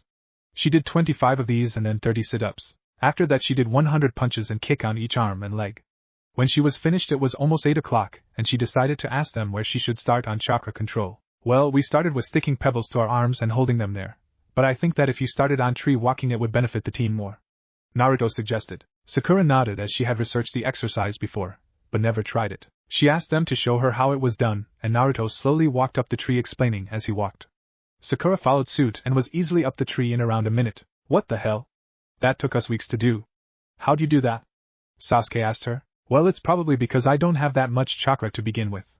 For me it's a lot easier to control, so this comes almost naturally. Naruto smiled and told her to run up and down the tree, and that it would help her increase her reserves. She started doing this and soon she started to get tired, so she stopped and took a break. She didn't want to get too tired for the test today. They all sat and talked, wondering where Kakashi was. It was 9:30 before he finally got there. "You're late, Kakashi-sensei," they all said, and he laughed. "Well, you see, there was a black cat that crossed my path, so I had to take the long way around." Naruto and Sasuke knew about his excuses by now, even if they had only trained with him for a short while. "Liar!" they both exclaimed, which only seemed to amuse the Jounin even more. He sat down with them. Truthfully, he had been watching them train. It impressed him very much how open they were with each other already. Naruto and Sasuke even went as far as to help Sakura with tree walking. He had even seen the control that the boys were doing, and it had shocked the Jounin. Those two exercises were high chunin in level and not to be trifled with unless you were ready for them. He would have to have a talk with Minabe and Itachi later about their training method. Pushing academy students this hard was ridiculous. The fact that they were thriving under so much pressure was amazing, though. He wondered if Sakura would thrive as well. He definitely planned to see just how far he could push them after talking with their previous trainers. He looked at the three of them. They were completely ready to be genin. It wasn't a question of teamwork, they understood the concept perfectly, and he couldn't be more proud of the three of them so far. Should I even make them go through the test? He thought, debating in his mind if he should just let them through. Making a decision, he smiled at his new genin. "Alright, you three, normally this is where I give you a test on teamwork. I put you against each other to see if you have what it takes to be a team and work together in any situation. However, I've been watching the three of you interact since you became genin, and I'm very impressed. You three have started acting as a team since you were assigned, and that never happens. Naruto, you offered your other two teammates lunch yesterday, and that was the first step. Sakura, today you asked your teammates to help you train, and they did, even going as far as to help you learn a new technique. That was the second step. The third step is to see how well you do in a battle situation as a team. We are going to forego your final genin exam. You three have passed my test," the silver-haired Jounin explained, looking at them. He let the information sink in. "Wahoo! I'm finally a genin!" Naruto exclaimed after he realized what Kakashi said. "So does this mean that we can start missions today, Kakashi-sensei?" he asked. The other two of his teammates were just as excited as he was, they just didn't blurt it out. "Yes, one step closer to my goals, Sasuke," though, and Sakura was thinking along the same lines. Kakashi laughed at Naruto's expense before returning to his normal serious self. "Whether we start on missions today actually depends on the three of you. You have all passed the test to become genin, but I want to see what your skill levels are. Instead of my usual bell test, you will come at me with all that you have, as a team. I will assess you all as a team and individually, and then if there is enough time left in the day we can start missions." Kakashi smiled and said, "When I say start, I want you to come at me like you want to kill me. If you don't, you won't even hit me." Naruto was surprised by what the Jounin wanted them to do. He didn't want to accidentally kill his sensei on the first day. Sakura and Sasuke just listened and waited for Kakashi to give the signal for them to start. Finally the Jounin grinned. "Start," he said simply. The three genin disappeared into the forest to formulate a plan. Well, they all know how to hide, that's good, at least Kakashi thought. With Naruto, the green-eyed boy was hidden behind a tree to the front and left of Kakashi. He knew that Sasuke would come to him after failing to attack Kakashi on his own. His older brother had suggested that they split up and act like they were on their own. Sakura had come up with most of the plans surprisingly. She told them that Kakashi would most likely expect them to attack as a team since they were already working well together. The plan was perfect. Sasuke would attack Kakashi on his own and distract him, while Sakura and Naruto set up traps that they would lead him into later. Sakura was setting up a kunai trap that would be tripped as soon as Kakashi stepped foot into the forest. "Alright Naruto, you're up. I've set up 3 traps around here. I'll show them to you and you can get to work on your own," Sakura said. She showed him where all of her traps were, and then Naruto got to work on his own. Meanwhile Sasuke was just about ready to attack Kakashi. They had agreed to wait about 5 minutes so that Kakashi could search for them a little. "Alright, here goes," he thought to himself as he jumped out of the bush he was in. He threw 3 kunai and 5 shuriken, which the Jounin dodged easily. He got close enough to kick at Kakashi's head, but his leg was caught, and he was thrown away from Kakashi, making the boy spin on his other leg. Sasuke regained his balance and sent a kick to Kakashi's knees. The man jumped up, dodging the kick. That was when Sasuke noticed that Kakashi wasn't even looking at him. The silver-haired Jounin was reading some orange book. What the hell? How can he dodge my attacks while reading that? Alright, if you want to mock me, then I'll throw something stronger your way. Sasuke started to go through hand signs. Fire style, fireball jutsu. He yelled and threw kunai and shuriken into the fireball, which was aimed right for the silver-haired man that he was up against. The Jounin smirked. So he knows fire style jutsu. I'll bet that they both know some of them, he thought, and easily dodged the medium-sized fireball. With the other two, they were finally ready to enact the rest of their plan, so Naruto told Sakura to hide behind something. Shadow clone jutsu, he whispered, and sent 2 clones to go help Sasuke and signal him that it was time. They exited the forest and sent shuriken at the silver-haired Jounin, which he dodged. Sasuke noticed what had happened and knew that his teammates were ready for him. He threw 3 kunai at Kakashi and then ran into the forest as did the 2 clones. This is obviously a trap, but I'll bite the Jonin thought and ran after them. When he got inside the forest about 10 feet he hit a trip wire, and had to dodge a dozen shurikens sent flying at him from behind. He went to the left dodging them all and hit another trap, this one sent kunai flying at him from the right. He decided that going forward was not the best option so he went backward this time to dodge and hit yet another trap. Screw this, I'm dodging for my life here. Time to bring them all out in the open, he thought, and quickly got himself out of the forest. The 3 new genin all thought at the same time, damn, guess we go to plan B, and followed the Jonin. Soon Naruto was aiming a kick to the Jonin's head while Sasuke was aiming at his feet. He surprised them both by catching their feet. Sakura took this chance to throw 6 kunai at Kakashi from behind. Shit, those will hit me if I don't do something, he thought, and threw the boys back before jumping straight in the air. He looked down and saw that the 2 boys were doing hand signs. Fire style. Fireball jutsu. Sasuke said before blowing a smaller ball of fire at the Jonin. Wind style. Air bullet. Naruto yelled, surprising the Jonin. He shot a compressed ball of air not at Kakashi but at the ball of fire. It sped the fireball up and made it hotter. It flew at Kakashi faster than he anticipated it would. It was inches from Kakashi before he used the substitution to get away. He was still reading his book when he landed on the ground a few feet from all of them. Sakura was about to throw kunai at him before he said, "That's enough, you 3, you all did very well. Nice teamwork with that distraction and those traps. Who came up with the plan?" They all collapsed onto the ground in sitting positions, glad that it was finally over. Sasuke was breathing heavy and so was Sakura. Naruto was his normal ball of energy. Well, Kakashi-sensei, Sakura came up with the plan but we all contributed to parts of it. I told them I'd be the decoy and Naruto came up with the plan if you left the forest early. Sasuke said, surprising Sakura and Kakashi. Kakashi smiled at the boys' willingness to be part of a team, at the fact that they all thought in a very team-oriented way. He looked at Sakura. What was the plan exactly, Sakura? He asked. Well, we knew that you would destroy us in a straight-up fight. You are a Jonin after all, so I decided to try and catch you in multiple traps that would either leave you maimed or dead. I knew it was the only way to get a hit on you. Sasuke was to distract you until Naruto, and I got the traps ready. Then Naruto would send 2 clones to signal Sasuke and to lure you into the forest. You only hit 3 of the 7 traps we laid though, Kakashi-sensei. She stated confidently. Kakashi was surprised at her forethought. It looked like she would be a good strategist for this team. He looked at Naruto. Naruto, what was your plan B? I noticed that you used the wind-style jutsu to accelerate Sasuke's fireball. Can you combine any other moves with him? Naruto grinned. Well, I also knew that any straight-up fight, especially in the open, would be hopeless. So we needed to get you into the air. We had planned to kick you at the same time so that you would jump, but you caught our feet and Sakura had to pick up the slack by throwing those kunai at you. Finally, when you jumped, I knew that you wouldn't be able to dodge an attack by normal means. So I told Sasuke to use a small fireball so that I could speed it up and catch you off guard. You used substitution like I thought you would. After that, Sakura would provide long-range support and Sasuke and I would throw every jutsu we had at you, hoping that one of them would hit. Sasuke and I have larger chakra reserves thanks to training, so he could go on for more than a few jutsu, and because of my friend I could go on for days. Sooner or later you would have been hit, Kakashi-sensei. Yeah, we have one more that we've mastered, but we wouldn't have used it on a comrade. It's way too dangerous for that. Sakura wondered what he had meant by his friend but decided to keep quiet about it for now. Ha ha ha, well, you're right about the fact that sooner or later I'd have been hit. But don't ever plan to exhaust yourself like that again. Your plan was very good until you said that you would throw jutsu at me. I realized that it was the end of your plan and not very well thought out by you, but you must never plan to use everything. Work smarter, not harder, Naruto. Just because you have crazy reserves doesn't mean that you need to use them all up. If you had thought about it, the 3 of you could have cornered me after I landed from the substitution. It wouldn't have been hard to hit me then. With attacks coming from all directions I would have been hard-pressed to dodge them. You see, Naruto? The green-eyed boy nodded before the Jonin continued. You 3 did very well in that fight. Sakura, you are very smart. You'll be the main strategist for this team. When we need a plan, it will be your job to be able to think of one on the spot. You will also be the medic ninja. I heard that you know a few low-level healing jutsus. I will work on getting you some more to learn. Also, it wouldn't be a bad idea to learn some more genjutsu. Because of their eyes, the boys will most likely be good with genjutsu as well. If you all 3 can learn to combine and layer your genjutsu, then they will be 10 times as powerful as they would be if layered by one ninja. Naruto and Sasuke, you will be our heavy hitters. You both know fire-style jutsu, and Naruto, you know a wind-style. Sasuke, I know from training you that you know a lightning-style jutsu and that you both have high affinities for these styles. You will most likely not need to learn any more fire-style jutsus. I want you to concentrate now on learning jutsu of your higher affinities. I can help you with your lightning affinity, Sasuke, and I have a few jutsu for you and your wind affinity, Naruto. But when it comes to mastering the element, we will have to find you a teacher.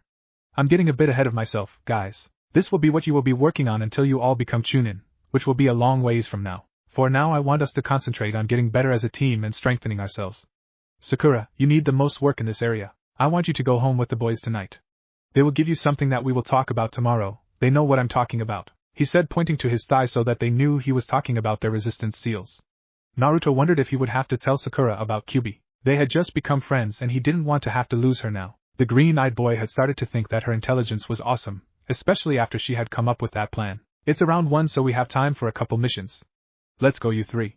Kakashi's long-winded talk left them all wondering what would be coming in the next few months. They had all hoped to get stronger under Kakashi, and from what he was telling them they knew that he would make them very strong. Nups. With Itachi, the clan head had wanted to get some time alone with Minabe so that they could work on his eyes some more. He told Naruto in the morning to leave a clone with some of Minabe chakra with him so that he could train. The two of them were in the backyard and Minabe was explaining to Itachi that he hadn't had the time to talk to the raven-haired man about the scroll with the eyes abilities that he had given him 4 years ago. Too much has been happening and we haven't had the chance to talk about them given the fact that you've been out on missions almost constantly. You need to give yourself time to rest, Itachi.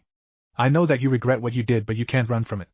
The fourth lookalike told him. Over the years all of the Uchiha had become accustomed to having Minabe around, and even liked him. None, except Naruto, was closer to the fox than Itachi though. Minabe had taken it upon himself to be Itachi's sensei and friend after what happened with the clan. They spent days together training, and sometimes they wouldn't even sleep. This wasn't surprising to the other Uchiha though. They knew about what Itachi and Sure went through every time their heads hit a pillow to fall asleep. The Uchiha home was racked with screaming on most nights, even now. Sure had Miko to comfort him, and she did well for the most part, but Itachi would relive that night over and over in his dreams. He never dreamt of anything else, and it was starting to affect his health. The man hardly ever slept anymore, and when he did he made sure to put a sound barrier up around his room. He didn't want Naruto and Sasuke to know what he went through, but they knew. They knew because they went through something similar, just not as horrific. Some nights when Naruto or Sasuke were sleeping they would dream of walking through the old empty Uchiha compound. The walls were bloodier every time they had the dream. Lately the boys hadn't been having the nightmares though. It's been almost a year for them. Yes, Sensei, I know. I just can't bear the thought of seeing their faces every night. They haunt me no matter what I do. I keep busy because I have less time to sleep, so that I don't dream. You know that. It's been 4 years and I still dream the same dream every night, Itachi said with sadness in his eyes. Minabe knew that his student was in an immense amount of emotional pain, but he just didn't know what to do about it. I know, Itachi, but if you don't rest for at least a little while every so often you're going to run yourself into the ground. He said knowing that it had happened before. Flashback. It was 2 years ago on a night like any other. Itachi was supposed to come home tonight from his mission. The boys heard the door opening and rushed to meet their brother. They had missed him for the last month. He went out on another S-ranked mission by himself as usual. What surprised them was that it wasn't just Itachi at the door. An ANBU was with him, holding his limp form up. He passed out from exhaustion in the Hokage's office after giving a mission report. He needs to rest for a few days, but he should be fine. The ANBU let Sure and Miko take him. They carried him to his bedroom and let him sleep. He slept completely in peace for the next 2 whole days.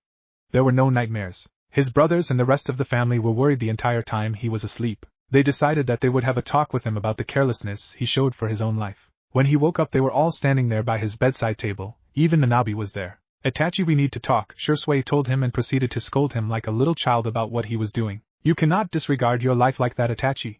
You have this clan and your brothers to take care of and we worry about you every time you go off on a mission. We don't want to see you run yourself into the ground like that. Please be more careful. Sure finished with a worried look on his face. Itachi was silent for a few minutes.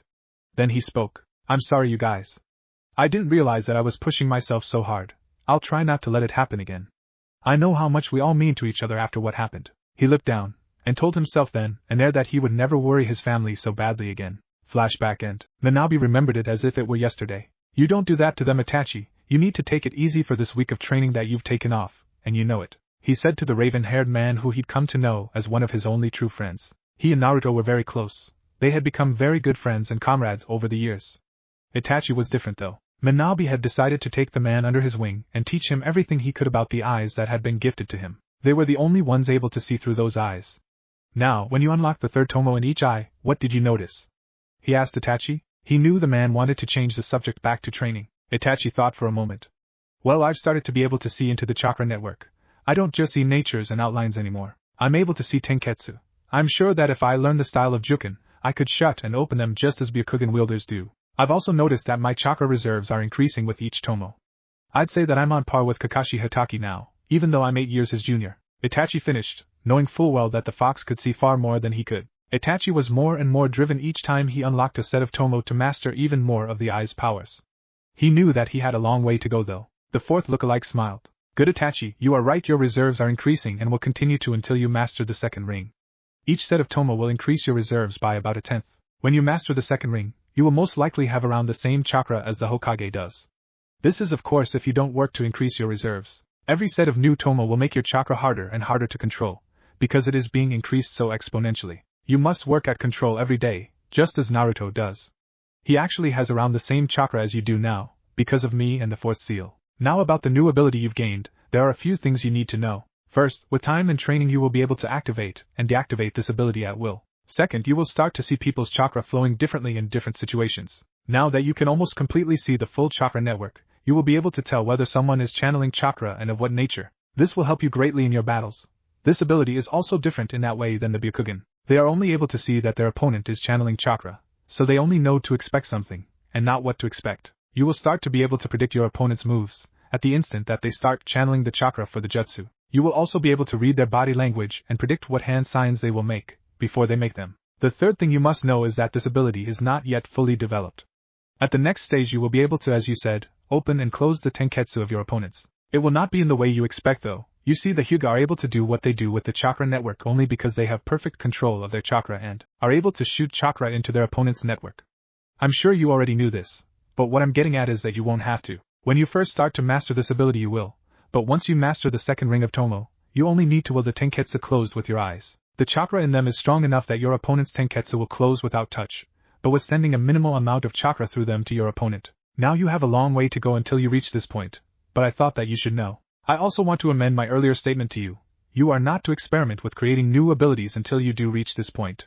It could be very dangerous for you. You must know chakra in and out and understand it completely before even attempting something like creating an ability with these eyes.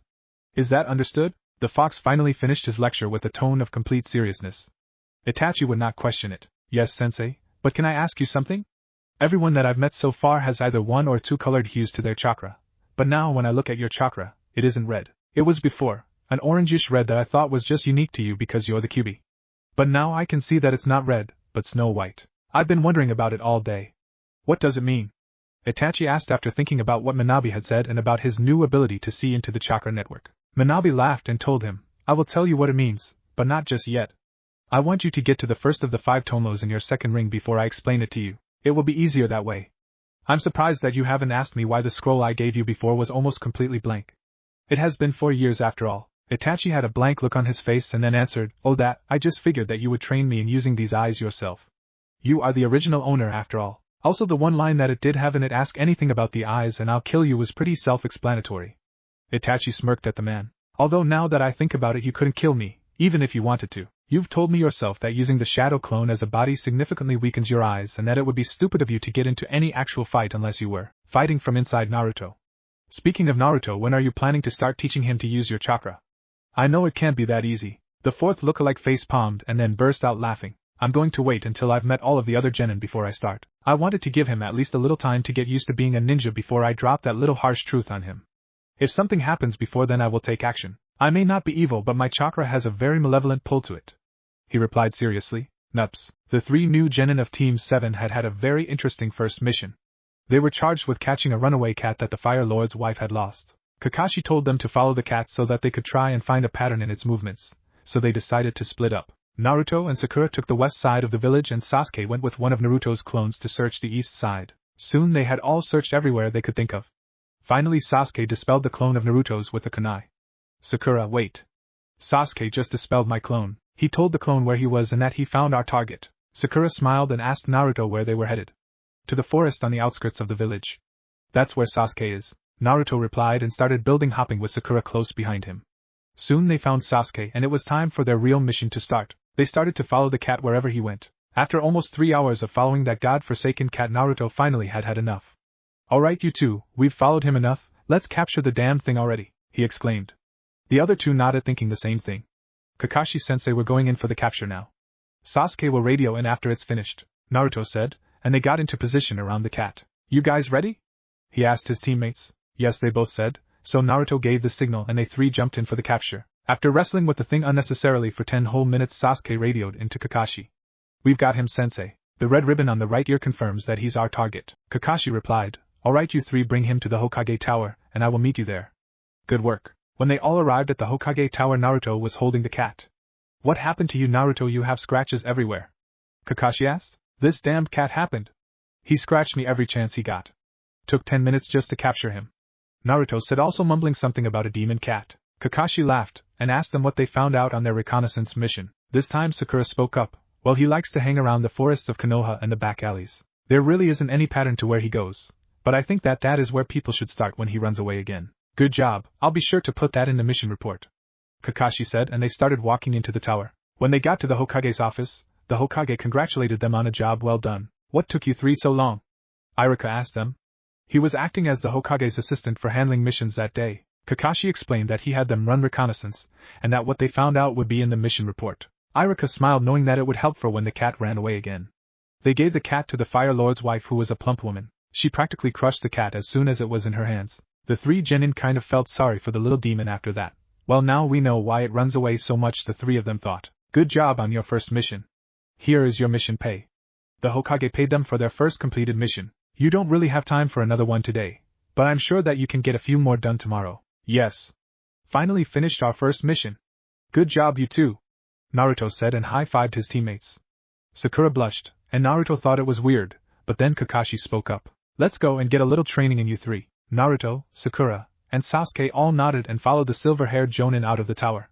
The Hokage and Iruka smiled at Naruto's antics. The 4 members of Team 7 arrived at the training ground that they were accustomed to, and Kakashi spoke again. That was very good working, you three. For this training you will all be doing chakra control. Naruto and Sasuke, I know that you are both well beyond your years, so you can do the exercises that you were doing earlier today. Sakura, you're on tree walking. Exhaust yourself doing it so that your reserves start getting bigger. Tomorrow you will have something new that will make it harder, Kakashi said, and they all got started. Sasuke and Naruto worked on their respective exercises and Sakura worked on tree walking. An hour later Sakura started to get tired, so Kakashi told them to head home. By that time it was dark already. Sakura, Kakashi-sensei told us to take you home with us to give you something, so follow me, Naruto said, and the boys started towards their home. Sakura hid her blush at the thought of going home with Naruto and followed them all the way to their home. When they arrived at the door, Naruto was racked with anxiety. He didn't want to tell Sakura about the QB just yet. He thought of something that would cover it up for a while, but he didn't know how long it would last. He opened the door and led his brother and teammate inside. Sasuke also wondered how his brother wanted to go about this.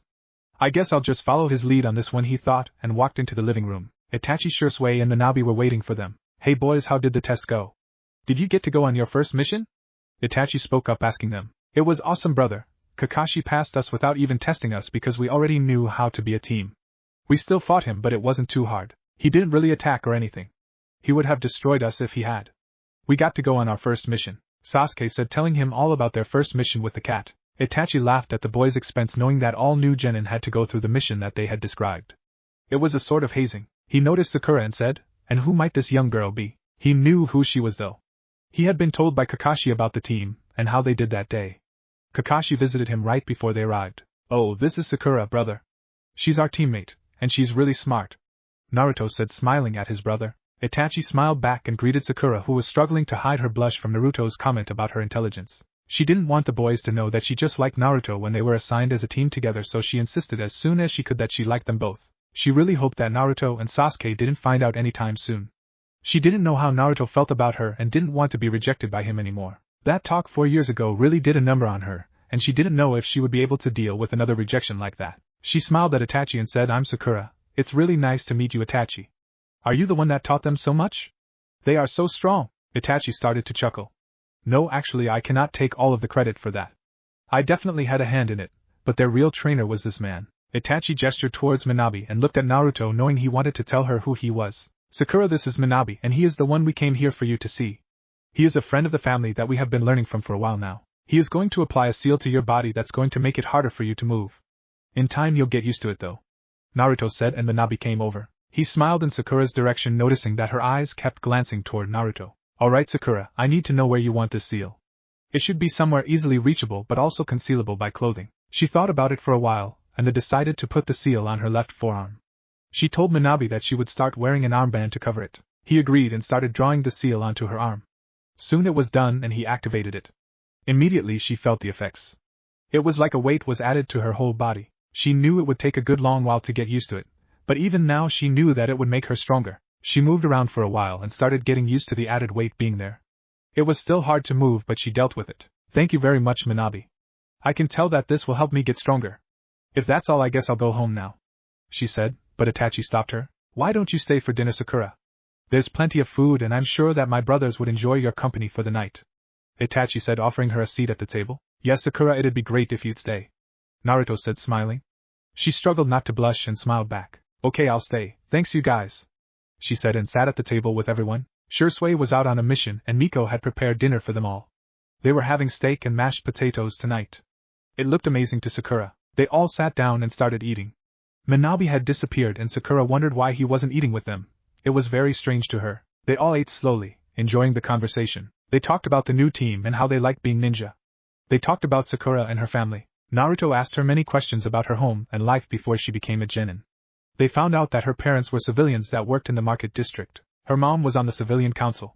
She told them about her training and that it was Naruto who made her see that she would need to get stronger. Itachi had smiled when she said that.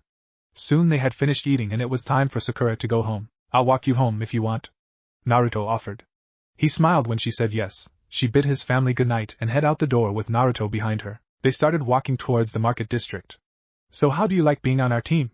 Naruto asked. Well, it's definitely interesting. I can tell that Kakashi-sensei is going to be pushing us to our limits. That's something I'm happy about. I really want to get stronger. You made me realize what I want to be, Naruto. She told him and smiled. He was taken aback by that. He didn't know that what he said had made that much of an impact on her. I'm glad that I could help you figure out what your goals are, Sakura, he said. Before long they had arrived at her house and it was time to say goodbye. I'll see you in the morning for training, Sakura. It was really great having you for dinner. Maybe you could come over again sometime, he said as they walked up to her door. She had a big smile on her face when she replied and he couldn't see it because it was dark, but she was blushing like crazy. I'd really like that, Naruto. Your family is great. I'll see you tomorrow. She ran inside and left him at the door wondering what in the world was wrong with her. He shrugged and walked home. It was time for bed and he was exhausted after the day's activities. He laid down on the bed and was about to fall asleep when Minabe made his presence known. Kit, what do you think about that girl, Sakura? She seems to hold you with a great amount of respect. I can tell that you've made a big impact on her life, Minabe said from within Naruto's mind. He had been watching since dinner started. Well, I think that she's working hard to prove herself to be a strong kunoichi and I definitely respect that. I don't really know her that well yet though, Naruto replied honestly. He had been thinking about what he said to her back then. He thought that maybe he could have been a little nicer. Why don't you try and get to know her better? You might find that you like her, Minabe said, grinning from within Naruto. He knew of course that the pink-haired girl liked Naruto, and he liked her for Naruto. She seemed like a fiery girl. He knew that she would need that fire to keep up with the kid's own fiery personality. Alright, I will, thanks, Minabe, Naruto said and cut the mental connection between them so that he could get some sleep. Soon he was sleeping peacefully. The next few days went by very quickly. The team met every morning to train and go through their exercises. Sakura had finally gotten used to the added weight, and was able to move freely again. After training they went on missions. They usually did 3 in a day before going back to training ground 7 and doing their evening training. During their missions Naruto had approached Sakura a few times, trying to get to know her more. He found that he really liked spending time with her, but had no idea what that meant. Sasuke was indifferent about his brother's growing closeness to the pinkette. They spent a lot of their time together, and he was starting to feel left out. He had started to get quieter and quieter because of his growing loneliness. Watching Naruto and Sakura get along so well made him want to go and see one of his good friends. The team's time was always spent together though, and the last few days Sasuke had started feeling like a third wheel. He wanted to go and see Hinata, but never had any time. He wondered how she was doing. Naruto of course wondered what was wrong with his brother. He had no idea that his growing closeness with Sakura had such an impact on Sasuke until one afternoon. They were all training and Sakura was just starting out on chakra hopping. Naruto was helping her out, giving her tips when Sasuke exploded on them both. Why do you two spend so much time together? It's like you're inseparable. Can't you just leave each other alone? He yelled across the training field, surprising them both. Kakashi saw it and stepped over to Sasuke. What's wrong, Sasuke? Naruto is only trying to help Sakura with the control exercise, Kakashi told him. They spend all their time training together and basically leave me on my own. Ever since that dinner last week they've gotten closer and closer and I feel like I'm a third wheel for the two of them. I can't go another day like this, Sasuke exclaimed. Guys, come over here. The two others walked over and Kakashi continued. I think it's best if we all take a few days off starting tomorrow. Go have fun with your friends and we will resume training and missions on Monday. Kakashi knew that Sasuke was feeling left out. He thought that maybe some time away from the team would clear up the issues that he had. Sakura asked if Naruto wanted to go to lunch, but he said that he wanted to talk to his brother. I'll see you tomorrow, Sakura. You're doing really good. He smiled and then ran off after Sasuke, who had left as soon as Kakashi had told him it was alright to leave. Sasuke, wait! Naruto yelled after his brother, who was running in the direction of their home. Finally catching up with him, Naruto asked, What's wrong, Sasuke? You know you can talk to me, I'm your brother. Sasuke slowed down and then stopped. Nothing, Naruto, just leave me alone, he said harshly. Naruto was surprised at his brother's harsh tone. Fine then, Sasuke. I'll see you at home, I guess. He ran the rest of the way home wondering what in the world had Sasuke so messed up. He got there a little before Sasuke and went inside. Itachi was there waiting and greeted him. Hey Naruto, you're home early. Yes, Sasuke went off on Sakura and I for some reason, so Kakashi Sensei said we could have a couple days off. He told his brother, who looked concerned, he would have to talk with Sasuke and see what was wrong. He wondered what in the world it could be. Naruto told him he was going to his room to talk to Minabe. As soon as he left the room, Sasuke walked in the door. What if Naruto, son of Mikoto Uchiha and Minato? And thanks for watching my video till the end. If you enjoyed this content, then do consider subscribing to my channel, and leave a like if you guys need the next part. Comment down, and thanks for watching the video, and see you guys in the next video.